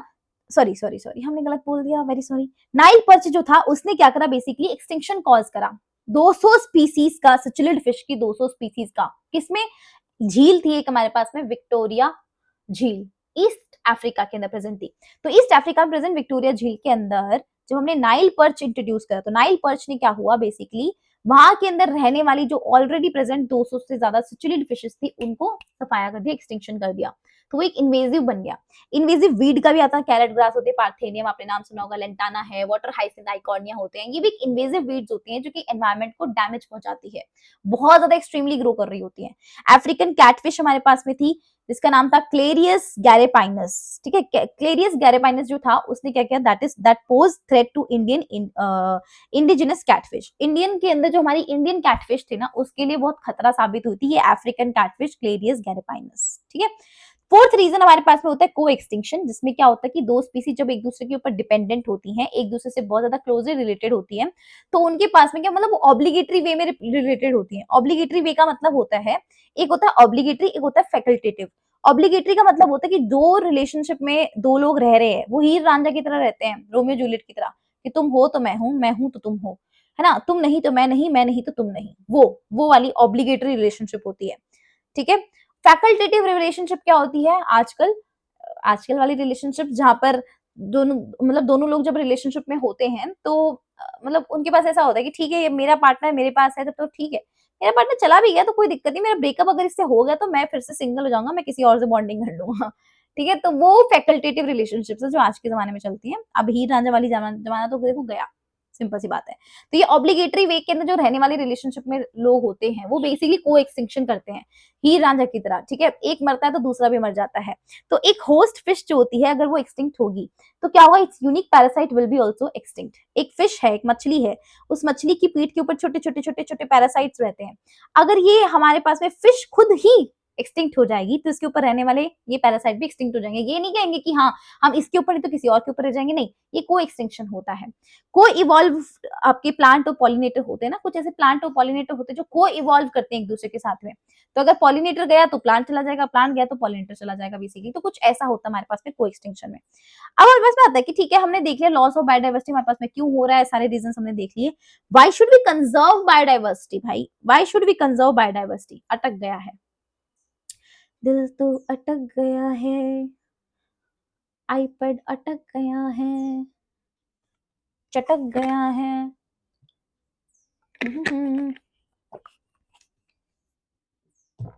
चैप्टर दिखने में छोटा है लेकिन है नहीं, वैसे नोट से पढ़ोगे तो इजी लगेगा, छोटा छोटा लगेगा। हाँ जी, आ गया ना अपनी लाइन पर ये। हाँ, तो why should we conserve biodiversity, biodiversity क्या होती है सब कुछ देख लिया। क्यों कंजर्व करना है हमको, क्यों बचाना है इस बायोडाइवर्सिटी को, तीन रीजंस है। पहला हमारे पास में नैरोली यूटिलिटेरियन होते हैं, एक ब्रॉडली यूटिलिटेरियन होते हैं, तीसरा होता है एथिकल आर्गुमेंट्स। नैरोली यूटिलिटेरियन वो होते हैं जो मटीरियलिस्टिक चीजें होती है, मतलब हमें एनवायरमेंट से बहुत सारी मटीरियलिस्टिक चीजें मिलती हैं। डायरेक्ट बेनिफिट्स जो हमें इकोनॉमिक बेनिफिट्स मिलते हैं नेचर से, जैसे कि फूड आपको मिलता है खाना, वो एक इकोनॉमिक बेनिफिट आपका मटेरियलिस्टिक चीज है। सीरियल्स हो गया, पल्सेस हो गए, फ्रूट्स हो गए, है ना। फायर वुड लकड़ी भी आपको मिलती है, फाइबर भी मिलता है आपको, कंस्ट्रक्शन मटेरियल भी आपको मिलता है, इंडस्ट्रियल प्रोडक्ट्स भी आपको मिलते हैं जैसे कि टैनिन हो गया, लुब्रिकेंट्स हो गए, डाई, रेजिन, परफ्यूम, बहुत सारी चीजें हैं, ऐसे प्रोडक्ट्स होते हैं जो कि मेडिसिनल सपोर्ट देते हैं आपको। वो सब चीजें आपको मिलती है, मटेरियलिस्टिक चीजें होती हैं, वो आपको नैरोली यूटिलिटेरियन से मिल रही होती हैं। More than 25% of all drug, जितनी भी ड्रग हैं उसमें से 25% से ज्यादा ड्रग्स होती है वो प्लांट से मिल रही हैं। And 25,000 species of plant contribute to traditional medicine. जो ट्रेडिशनल मेडिसिन है ना, मतलब हल्दी वगैरह खा लेते हैं, वो एक टाइप से ट्रेडिशनल मेडिसिन में काउंट होता है। 25,000 स्पीसीज जो है वो प्लांट की जो स्पीसीज है कंट्रीब्यूट करती हैं किसमें, ट्रेडिशनल मेडिसिन में। तो आप सोचो कि अगर आप इसको हटा दोगे, ये प्लांट्स वगैरह हट जाएंगे, आपने इसका कंजर्वेशन नहीं किया, आपको बचाया नहीं आपने इसको, तो आप कितनी सारी चीजें खो रहे हो। आपको खाने के लिए खाना नहीं मिलेगा, आपको ये सब चीजें जो एक्स्ट्रा चीजें आपको चाहिए, मेडिसिनल सपोर्ट चाहिए है, प्लांट से सब चीजें आ रही है, ड्रग्स वगैरह आ रही है प्लांट से, है ना, ये सब कुछ नहीं मिलेगा आपको। ये नैरोली यूटिलिटेरियंस होते हैं, ठीक है, नैरोली, और ये होते हैं ब्रॉडली। देखो नैरो सोच क्या होती है कि हम हमारे बारे में कुछ मटेरियलिस्टिक चीजों के बारे में सोचते हैं, मुझे घर चाहिए, गाड़ी चाहिए, बंगला चाहिए, पैसा चाहिए, ये सब चाहिए, ये नैरो यूटिलिटेरियंस है। लेकिन अगर आप कभी सोचोगे और आप ब्रॉड यूटिलिटेरियन में जाओगे कि यार मैं कितना लकी हूं कि मैं अभी ऑक्सीजन ले पा रहा हूँ नेचर से, क्योंकि अभी ऐसे जब जब आप सांस ले रहे हो नेचर से उस टाइम पर ऐसे भी बहुत सारे लोग हैं जिनको ऑक्सीजन नेचर नहीं दे रही है, जिनको ऑक्सीजन के लिए सिलेंडर लगाने पड़ रहे हैं, उनकी जान बचाने के लिए हमें सिलेंडर लगाने पड़ रहे हैं, तो खुद को लकी समझो कि आपको ऑक्सीजन एनवायरमेंट ही दे रहा है। तो ब्रॉड सोचो, उसको बोलते हैं ब्रॉड सोच, कि आपको सांस ले आप ले पा रहे हो। आप कितने लकी हो कि आपकी मॉर्निंग्स जो है ना वो बिल्कुल स्लो काम सूदिंग होती है, कि आप सुबह जब उठते हो तो पक्षियों की चहचहाने की आवाज होती है, एकदम शांति होती है। आप हो, आपने जो भी आप मतलब कंज्यूम करते हो सुबह, लाइक कॉफी या जो भी आप पी रहे होते हो वो आपके पास में है, आप प्यारी सी किताब पढ़ रहे हो, ये मेरा ड्रीम है, मतलब है ना, कि मैं सुबह इतनी जल्दी उठूं, इतनी जल्दी उठूं कि मेरे रूम में कोई ना हो और मेरे पास में आसपास चिड़िया की चहचहाते की आवाज आती रहे, एकदम से प्यारी प्यारी आवाज आए, और ना मैं बस अपनी बुक पढूं और एकदम फ्रेश फील करूं और मैं बहुत अच्छे से मेडिटेट करूं और मैं कॉफी पीऊं अपनी, मुझे कॉफी पीना बहुत पसंद है, हालांकि बहुत बुरी चीज है, हेल्दी नहीं होता, but I just like to have that. तो वो एक चीज है ब्रॉड यूटिलिटी, मतलब आप उन सब चीजों के बारे में सोच ही नहीं रहे हो जो नेचर आपको प्रोवाइड करती है। जब आप अपनी लाइफ के इन हसल से बहुत परेशान हो जाते हो ना, तो आपको किसकी जरूरत पड़ती है, नेचर की जरूरत पड़ती है, तभी आपको घूमने जाना पड़ता है। ठीक है, आपको जब वहाँ जाते हो ना आपको बहुत सुकून मिलता है, आप इससे इतने शांत भरे एरिया में जब जाते हो तो बहुत सुकून मिलता है। तो ब्रॉडली यूटिलिटेरियन जो होती है वो इकोसिस्टम की सर्विसेज होती हैं। जैसे कि अमेज़न रेन फॉरेस्ट जो है आपको ऑक्सीजन प्रोवाइड कर रहा है, 20% ऑक्सीजन पूरे वर्ल्ड की यही प्रोवाइड कर रहा है। पॉलिनेशन जैसी खूबसूरत चीज़ अगर नहीं हुई तो फ्रूट नहीं बनेंगे आपके, है ना? तो पॉलिनेशन होना बहुत इंपॉर्टेंट है। एस्थेटिक प्लेज़र जो आपको मिलते हैं जब आप गार्डन में वॉक करते हो, ये पेड़-पौधे जो होते हैं इनके आस-पास जाते हो, आप खिलते हुए फ्लावर को देखते हो, है ना? बुलबुल की आवाज़ सुनते हो सुबह-सुबह, हाय राम! बहुत ही प्यारी चीज़ होती है ब्रॉडली यूटिलिटी, ये ब्रॉड सोच है। ऐसे याद रखो ब्रॉड कौन है, नैरो कौन है। ये नॉन मटेरियलिस्टिक चीज़ें होती हैं और एथिकल आर्गुमेंट्स होते हैं कि भाई हर स्पीशीज़ जो होती है, क्यों हमें कंज़र्व करना है? क्योंकि एक तो हमें ये सब चीज़ें चाहिए, ऊपर से हमें ये भी सब चीज़ें चाहिए हैं। साथ-साथ में हमें हमारे कुछ एथिकल आर्गुमेंट्स भी होते हैं कि भाई अगर आज मैं इतनी डाइवर्सिटी देख पा रही हूँ, तो मैं चाहती हूँ ना कि मेरी जो अगली पीढ़ी आए वो भी तो देखे ना इतनी डाइवर्सिटी। तो अगर मैं आज सबको कंज्यूम कर दूँगी, खत्म कर दूँगी तो आने वाली पीढ़ी कुछ नहीं रख पाएगी, तो उसके लिए भी मुझे बचा के रखना है। और हर एक स्पीशीज़ का एथिकल ये भी होता है कि हर एक स्पीशीज़ इस धरती के ऊपर जो प्रेज़ेंट है, सबका एक इंट्रिंसिक वैल्यू होता है। मतलब सबकी अपनी-अपनी एक वैल्यू है। इट डज़न्ट मीन कि you are a human being तो तुम जाके किसी भी ऑर्गेनिज़्म को मार दोगे और फिर उस ऑर्गेनिज़्म की ज़िंदगी छीन लोगे। तुम्हारे पास कोई हक ही नहीं है उस चीज़ का, ठीक है? तो वो होता है एथिकल आर्गुमेंट कि हर एक स्पीशीज़ का आप रिस्पेक्ट करो। आप रिस्पेक्ट ही नहीं कर रहे हो, इसीलिए तो आप क्या कर रहे हो? इसीलिए तो आप उसको मार दे रहे हो, वो मर जा रहा है। आपने रिस्पेक्ट नहीं करी। तो बेसिकली आप हर एक चीज़ का रिस्पेक्ट करो। हर ऑर्गेनिज़्म का जब आप रिस्पेक्ट करोगे तो आपके अंदर से ही नहीं आएगा कि यार ये ऑर्गेनिज़्म की डेथ हो, ठीक है? आप नहीं चाहोगे। तो हर एक ह्यूमन बीइंग, हर एक नॉट एवरीथिंग, हाँ, मानते हैं कि हर स्पीशीज़ हमारे लिए यूज़फुल नहीं है, हमारे लिए वैल्यूएबल नहीं है। हमारे लिए जो वैल्यूएबल होता है, हम उसी की ही सुरक्षा कर रहे होते हैं, हम उसी के बारे में ही सोच रहे होते हैं, उसी के बारे में सब कुछ कर रहे होते हैं। लेकिन कुछ स्पीशीज़ हैं जो हमारे लिए वैल्यूएबल नहीं है, लेकिन अगर वैल्यूएबल नहीं है तो भी क्या हुआ? आप सोच लो ना कि यार ये हमारे नेचर के लिए वैल्यूएबल है और जब तक नेचर है तभी तक तो हम हैं। लेकिन ये सब चीज़ें हम नहीं सोचते हैं एंड इकोसिस्टम जो होता है वो केवल हमारा नहीं है, it is not just ours, we have moral duty to take care of them, ठीक है? इनका हमारे पास में मॉरल ड्यूटी होती है। बायो प्रोस्पेक्टिंग क्या होता है? Exploring biodiversity for products of economic importance. Biodiversity को उस वे में एक्सप्लोर करना जहां पर आप अपने प्रोडक्ट्स को एक्सप्लोर कर रहे हो, लाइक जो प्रोडक्ट इकोनॉमिक इंपॉर्टेंस के प्रोडक्ट्स होते हैं आप उसको एक्सप्लोर करो। बायो पर्सपेक्टिव हम इसको बोलते हैं। कैसे हम इसको कंजर्व कर सकते हैं? चलो हमें कंजर्वेशन क्यों करना चाहिए समझ में आ गया। अब हम कैसे कर सकते हैं मैम, हमें तो ये बता दो। दो तरीके हैं और इसके ऊपर हर साल सवाल आता है, तो प्लीज इसको रट के जाना है। एक होता है इन सिटू कंजर्वेशन, एक होता है एक्स सिटू कंजर्वेशन। इन सिटू कंजर्वेशन में मान लेते हैं कि एक लायन है आपके पास में, एक जंगल में रह रहा है, आपको उस लायन को बचाना है, तो आप क्या करोगे? उस लायन को उठा के नहीं लेके जाओगे कहीं पर कि हाँ चलो आप हमारे घर में रहो, हम आपको अपने अपने घर में रखेंगे और आपको बहुत सुरक्षित रखेंगे, ऐसा नहीं करोगे आप क्या करोगे? आप उस जंगल को सुरक्षित कर दोगे, आसपास सब जगह पे एकदम से उसको पैक करवा दोगे, है ना, ताकि लायन को कोई नुकसान ना पहुंच पाए। आपने उसकी खुद के प्लेस को, उसका प्लेस कौन था? जंगल, आपने उस जंगल को ही प्रोटेक्ट कर दिया। तो आपने उसके नेटिव प्लेस को जब तक प्रोटेक्ट कर दिया है तब तक क्या वो इन सीटू कंजर्वेशन है। लेकिन मान लो लायन लेकिन मान लो कि आपके पास में कोई ऐसी स्पीसीज रह रही है, लेट्स से कि आपके पास डॉग होता है, वो डॉग अपने नेटिव प्लेस पे रह रहा था, आपने उस डॉग को उठाया, आप अपने घर ले आए, आप कहे कि मैं उसकी सुरक्षा करूंगा, मैं अपने पास रखूंगा इसको, तो वो एक्स सीटू हो गया। मतलब आपने उसके नेटिव प्लेस से उठा के अपने घर में ले आए, किसी और प्लेस पे लेके गए और वहां पर आप उसकी देखभाल कर रहे हो, तो वो एक्स सीटू प्रोटेक्शन हो जाता है, कंजर्वेशन हो जाता है। तो इन सीटू कंजर्वेशन के कुछ एग्जाम्पल होते हैं जिसमें हम बोलते हैं कि भाई ये ऑन साइट प्रोटेक्शन होता है और ये ऑफ साइट प्रोटेक्शन होता है। ऑन साइट मतलब उसके नेचुरल हैबिटाट से उठाकर आप, मतलब नेचुरल हैबिटाट में ही आप उसको प्रोटेक्ट कर रहे हो। ऑफ साइट मतलब आप उसको नेचुरल हैबिटाट से उठाकर कहीं और ले जाके प्रोटेक्ट कर रहे हो। देन आपके पास में होता है कि to save the tiger we conserve the entire forest. पूरे फॉरेस्ट को हमें टाइगर को कंजर्व करना पड़ता है, टाइगर को सेव करने के लिए, ठीक है। Organism taken out from the natural habitat and protected, हम नेचुरल हैबिटाट से लेके जाते हैं उसको प्रोटेक्ट करते हैं। इन सिटू कंजर्वेशन के हमारे पास एग्जांपल्स होते हैं, बहुत ज्यादा इंपॉर्टेंट है, extremely very very important topic है, यहाँ से सवाल पक्का बनना है, हर एक लाइन हर एक वर्ड रटा जाना चाहिए यहाँ पर। इन सिटू कंजर्वेशन के सबसे पहले एग्जांपल्स कौन से होते हैं, इसी पे सवाल आ जाता है। Hotspot, biosphere reserve, national park, wild life sanctuaries and sacred groove. Biodiversity hotspot की बात करें तो हॉटस्पॉट क्या होते हैं? ऐसे एरियाज होते हैं जहां पर स्पीसीज रिचनेस खतरनाक लेवल का होता है, मतलब इतनी ज्यादा स्पीसीज मिलती है यहाँ पर। High degree of endemism, endemism का मतलब होता है ऐसी स्पीसीज जो उसी पर्टिकुलर एरिया में रहती हैं, उसके अलावा और कहीं आपको ढूंढने चले जाओगे तो मिलेगी नहीं। तो उस पर्टिकुलर एरिया में ही वो एंडेमिज्म है, मतलब वो पर्टिकुलर उसी एरिया में मिलती है, कहीं और नहीं मिलती, ठीक है। ये एंडेमिज्म का जो कैरेक्टर होता है वो हॉटस्पॉट में मिलता है। इसके साथ साथ accelerated habitat loss, biodiversity hotspot जो होते हैं इनकी एक और प्रॉपर्टी होती है कि इनके अंदर बहुत ज्यादा हैबिटाट लॉस होता है। ठीक है। टोटल नंबर हमारे पास कितना है, पहले 25 हुआ करते थे, 9 हमने नए और ऐड कर दिए, तो टोटल 34 हो गए हमारे पास में हॉटस्पॉट। इसके ऊपर बहुत ज्यादा सवाल आता है, एंडेमिज्म पे बहुत सवाल आता है, हॉटस्पॉट क्या है इस पे सवाल आता है, हॉटस्पॉट इन सीटू है या एक्स सीटू इस पे सवाल आता है, इंडिया के हॉटस्पॉट कौन से इस पे तो भयंकर तरीके से सवाल आते हैं। इंडिया में 3 हॉटस्पॉट प्रेजेंट होते हैं, एक होता है वेस्टर्न घाट श्रीलंका, दूसरा होता है इंडो बर्मा रीजन एंड तीसरा होता है हिमालय। ठीक है, तो ये 3 हमारे पास में हॉटस्पॉट है, इंडिया के बहुत इंपॉर्टेंट हॉटस्पॉट्स आते हैं। टोटल हॉटस्पॉट्स की अगर अपन बात करें तो टोटल हॉटस्पॉट जो होते हैं हमारे पूरे अर्थ का 2% कवर करते हैं, लेस देन 2%। टोटल हॉटस्पॉट जितने भी वर्ल्ड में प्रेजेंट है वो लेस देन 2% सिर्फ और सिर्फ कवर करते हैं पूरे अर्थ का। बट अगर मान लो उसी 2% को मैं सेव कर लू, अगर ऐसे कहने के तो मैं कह सकती हूँ सिर्फ 2 ही तो परसेंट रहता है इंडिया के ऊपर, 2% ही तो है, जाने देते हैं क्या हो गया, अगर 2% वेस्ट भी हो गया तो बाकी तो मैं तो 98% पे ध्यान देता हूँ। अरे मूर्ख, तुझे पता नहीं उस 2% में कितनी ज्यादा कैपेबिलिटी है, उस 2% में जितनी स्पीसीज रिचनेस है वो शायद तुझे 98 में ना मिले, इसलिए 2% को बचाना बहुत इंपॉर्टेंट है। अगर उसको कंजर्व कर लेते हैं, अगर सिर्फ 2% को भी हम कंजर्व कर लेते हैं ना, तो हमारी जो एक्सटिंक्शन की स्पीड है ना, जिस तरीके से जिस स्पीड से हमारे ऑर्गेनिज्म एक्सटिंक्ट हो रहे हैं वो 30% से कम हो जाएगी, 30% से रिड्यूस हो जाएगी वो। ठीक है, तो 30% रिड्यूस हो जाने के लिए हम हॉटस्पॉट को सेव कर रहे होते हैं 2% के लिए। बायोस्फीयर रिजर्व 14 हमारे पास में होते हैं, नेशनल पार्क 90 होते हैं, वाइल्ड लाइफ सेंचुरी 448 होता है, डेटा रटना है एज इट इज।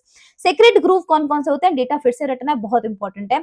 खासी एंड जयंतिया हिल्स जो मेघालय में प्रेजेंट है, देखो कौन सी हिल कहाँ प्रेजेंट है रटना है, मैं बता रही हूँ इसीलिए लिखा है टेबल बना के। ठीक है, खासी जयंतिया हिल मेघालय में, अरावली हिल राजस्थान के अंदर, वेस्टर्न घाट कर्नाटक महाराष्ट्र के अंदर, सरगुजा चंदा एंड बस्तर एरियाज एमपी के अंदर मध्य प्रदेश में, एंड साथ साथ में last refuge for many rare plant, बहुत सारे रेयर प्लांट होते हैं जिनके लिए लास्ट रिफ्यूज कौन होता है, मेघालय।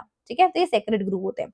नंबर 2 हमारे पास एक्स-सिटू कंजर्वेशन आता है, जहां पर हम थ्रेटन एनिमल जो होते हैं, एक्स-सिटू कंजर्वेशन हम किसका करते हैं, एक्स-सिटू कंजर्वेशन मैं उसका करती हूँ जब मुझे पता चल जाता है कि यार ये एनिमल, ये प्लांट जो है ना बेसिकली इसके ऊपर खतरा है, एंडेंजर्ड है, ये थ्रेटन्ड है। बेसिकली थ्रेटन्ड मतलब आगे बस इसका काम तमाम होने वाला है, तो मैं उसको उठाऊंगी उसके नेचुरल हैबिटाट से, उसको कहूंगी भाई तुम नेचुरल हैबिटाट पे सेफ नहीं हो, तुम मेरे साथ चलो, मैं तुम्हारी केयर करूंगी। तो हम उसको ले जाते हैं और उसको स्पेशल सेटिंग प्रोवाइड करवाते हैं। सेटिंग वो वाली सेटिंग नहीं जो तुम्हें नहीं मिली अभी तक सेटिंग मतलब हम उसको एक प्रॉपर हैबिटाट प्रोवाइड करवाते हैं, and where they can be protected and given special care, जब हम उनको स्पेशल केयर वगैरह देंगे। ठीक है जी, तो यहाँ पे एक्स-सिटू कंजर्वेशन के हमारे पास बहुत सारे एग्जांपल्स होते हैं, zoological park for animals, botanical garden for plants, है ना, वाइल्ड लाइफ सफारी पार्क होते हैं हमारे पास में, वो भी इसका एग्जांपल है। क्रायो प्रिजर्वेशन का मतलब होता है, क्रायो मतलब होता है ठंडा, प्रिजर्वेशन मतलब प्रिजर्व करके रखा है, मतलब आपने गैमीट्स को प्रिजर्व करके रखा है। Gametes can be preserved in viable and fertile condition, मतलब आप गैमीट को इस कंडीशन में रख सकते हो कि आप उसको वायबल भी रख सकते हो। क्या होता है ना, गैमीट्स की वायबिलिटी खत्म हो जाती है, मतलब वो एक पर्टिकुलर टाइम के बाद एक्सपायर हो जाते हैं, फिर वो वर्क नहीं करते हैं, वो फर्टिलाइजिंग कैपेसिटी खत्म हो जाती है उसकी। लेकिन आप उसको फर्टाइल रखना चाहते हो, वायबिलिटी रखना चाहते हो, मतलब उसको जिंदा रखना चाहते हो उस गैमीट को, तो आपको क्रायो प्रिजर्वेशन करना पड़ेगा, जो कि आप यहाँ पे कर सकते हो। टिश्यू कल्चर भी आप प्लांट के लिए कर सकते हो, तो टिश्यू कल्चर प्लांट में करना, that is also an example of एक्स-सिटू conservation. क्या करते हो आप टिश्यू कल्चर के अंदर, कि आप प्लांट का एक छोटा सा एक्स प्लांट इकट्ठा करते हो, आपको मैंने चैप्टर में पढ़ाया था बायोटेक्नोलॉजी एप्लीकेशन वाले में, कि आपने उठाया एक छोटा सा टिश्यू या जो भी पार्ट है प्लांट का, एक्स प्लांट जिसको हम बोलते हैं, उठा लेते हो, फिर आप उसको ग्रो करवाते हो बहुत सारे चीजें प्रोवाइड करके, है ना, कार्बन सोर्सेस का मटेरियल प्रोवाइड करते हो, फिर वो ग्रो करता है, तो आप उसको टिश्यू कल्चर कर सकते हो, लैबोरेटरीज के अंदर कर सकते हो। तो बेसिकली आप वही सेम अगर एक छोटे से प्लांट के एक पार्ट से एक नया प्लांट जनरेट कर सकते हो तो व्हाई नॉट। तो आप क्या करते हो, उस छोटे से टिश्यू को या छोटे से प्लांट के पार्ट को प्रिजर्व करके रख देते हो कि इन फ्यूचर मुझे यही सेम प्लांट बनाना हुआ, क्योंकि ये प्लांट अगर खत्म हो गया, क्योंकि ये थ्रेटन्ड है, ये खत्म हो सकता है, तो मैं इसका छोटा सा पार्ट बचा के रख देती हूँ कि अगर मुझे करना हुआ ये सेम प्लांट बनाना हुआ तो मैं टिश्यू कल्चर कर सकती हूँ। That is एक्स-सिटू conservation. वो आप नेचुरल हैबिटेट में नहीं करते हो, वो आप अपने घर ले जाके अपने लैब में वहीं वहीं पर कर रहे हो, तो बेसिकली। ठीक है, साथ में सीड बैंक्स होते हैं हमारे पास में, कि कुछ बीज, कुछ प्लांट ऐसे होते हैं, स्पीसीज ऐसी होती है जो एकदम से खत्म होने वाली होती है, तो हम क्या करते हैं उन प्लांट के बीजों को रख लेते हैं, सीड को हम प्रिजर्व करके रखते हैं, तो सीड बैंक्स होते हैं हमारे पास में। तो डिफरेंट डिफरेंट जेनेटिक स्ट्रेन्स जो होते हैं हमारे पास में ऑफ कमर्शियली इंपॉर्टेंट प्लांट, ऐसे इंपॉर्टेंट प्लांट जो हमारे लिए कमर्शियली बहुत इंपॉर्टेंट है, उन प्लांट के सीड्स को हम लॉन्ग पीरियड के लिए सीड बैंक में ले जाके रख सकते हैं। तो एडवांस कंजर्वेशन कौन प्रोवाइड करता है हमें, ये जो एडवांस कंजर्वेशन है that is cryopreservation, tissue culture and seed bank, these are the advance conservations. ठीक है, क्योंकि इसमें एडवांस टेक्नोलॉजी की हेल्प से कर रहे हैं ना। क्रायो प्रिजर्वेशन में तो लिक्विड नाइट्रोजन की हेल्प से हम गैमीट्स को प्रिजर्व करते हैं। ये एडवांस टेक्नोलॉजीज आ गई, पहले नहीं होता था ना ऐसा, तो एडवांस है, तो एडवांस कंजर्वेशन हो रहा है। ये सब है जूलॉजिकल पार्क्स, तो ये एनिमल के लिए होता है, बोटानिकल गार्डन वगैरह प्लांट, ये एक्स-2 के अंदर आ जाता है, ठीक है। अब कुछ इंपॉर्टेंट पॉइंट्स है यहाँ पर कि अर्थ समिट हुआ था 1992 के अंदर रियो डी जेनेरो के अंदर, जहां पर हुआ क्या था ना कि सारे नेशंस को बुलाया गया, सारे देशों को बुलाया गया to take appropriate measure for conservation of biodiversity and sustainable utilisation and its effect, its benefit, sorry. तो बेसिकली क्या है ना कि अर्थ समिट के अंदर रियो डी जेनेरो में 1992 में सारे देशों को बुलाया गया और उनको ना अप्रोप्रिएट मेजर लिए गए, प्लानिंग करवाई गई बेसिकली उन सबसे कि भाई देखो कुछ मेजरमेंट हमें लेने पड़ेंगे कि हम बायोडाइवर्सिटी का कंजर्वेशन कैसे कर सकते हैं, हमारा जो सस्टेनेबल यूटिलाइजेशन है ना, वो हम कैसे कर सकते हैं। अर्थ समिट के अंदर किया गया। फिर देखो ढीठ होते हैं ये लोग, मानते तो है नहीं। फिर इन लोगों को वापस बुलाया गया कि तुम वापस आओ वर्ल्ड समिट में अब की बारी, और सस्टेनेबल डेवलपमेंट में बात करते हैं। कि पिछली बार तो हमने बात करके छोड़ दी इसके ऊपर कि भाई इसको इसको हम मतलब बेसिकली क्या अप्रोच होनी चाहिए, क्या मेजरमेंट हमारा होना चाहिए, कंजर्वेशन कैसे करना चाहिए हमें।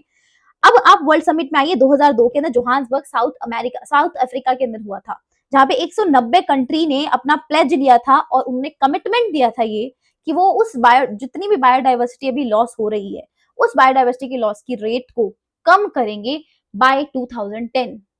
2002 की बात है, 2010 तक उन्होंने बोला कि 2010 तक देखना आप डाइवर्सिटी एकदम कम कर देंगे, आपकी बार हम कमिटमेंट लेके जा रहे हैं। पिछली बार तो हमने हवा में बातें की थी, तो Earth Summit is equal to हवा में बातें और World Summit is equal to commitment, ठीक है, पक्का वाला कमिटमेंट। उसमें 190 कंट्रीज आई थी। तो बेसिकली हमारा यहाँ चैप्टर होता है खत्म और इसके साथ हमारी बायो ब्रीफ होती है खत्म। हाँ, I am so excited, I am so grateful कि भाई मतलब आपके लिए कि आपने इतना प्यार दिया इस सीरीज को। प्लीज आप इसको और प्यार दीजिए, क्योंकि आप शेयर करोगे तभी मेरी मेहनत का कोई फल दिखेगा मुझे। लिटरली बहुत मेहनत लगी है आपको पढ़ाने में, ये नोट्स बनाने में। 99 रुपीज में सारे के सारे चैप्टर के नोट्स दे रही हूँ। डिस्क्रिप्शन बॉक्स में लिंक है, अभी के भी डाउनलोड करो। इन नोट से पढ़ के चले जाओ कि एनसीईआरटी डन है। देखो ये एनसीईआरटी जो खोल के बैठे ना साइड में, सारी डन है। आप चाहे पढ़ के देख लेना। मुझे बच्चे लिटरली कमेंट करते हैं कि हमने नोट्स से पढ़ा फिर एनसीईआरटी पढ़ी। एनसीईआरटी एकदम मक्खन लगती है आपके नोट्स पढ़ने के बाद में एंड आपकी बायोब्रीफ के लेक्चर लेने के बाद में। तो प्लीज प्लीज जरूर जरूर जरूर आप इसको करिएगा। 99 रुपीज के अंदर डिस्क्रिप्शन बॉक्स में लिंक है, जल्दी से जाके ले लो। और जो फ्रेंड्स आपके जिन्होंने नहीं ले रखे हैं उनको भी बोलो कि भाई लो जल्दी जल्दी जाके, ठीक है।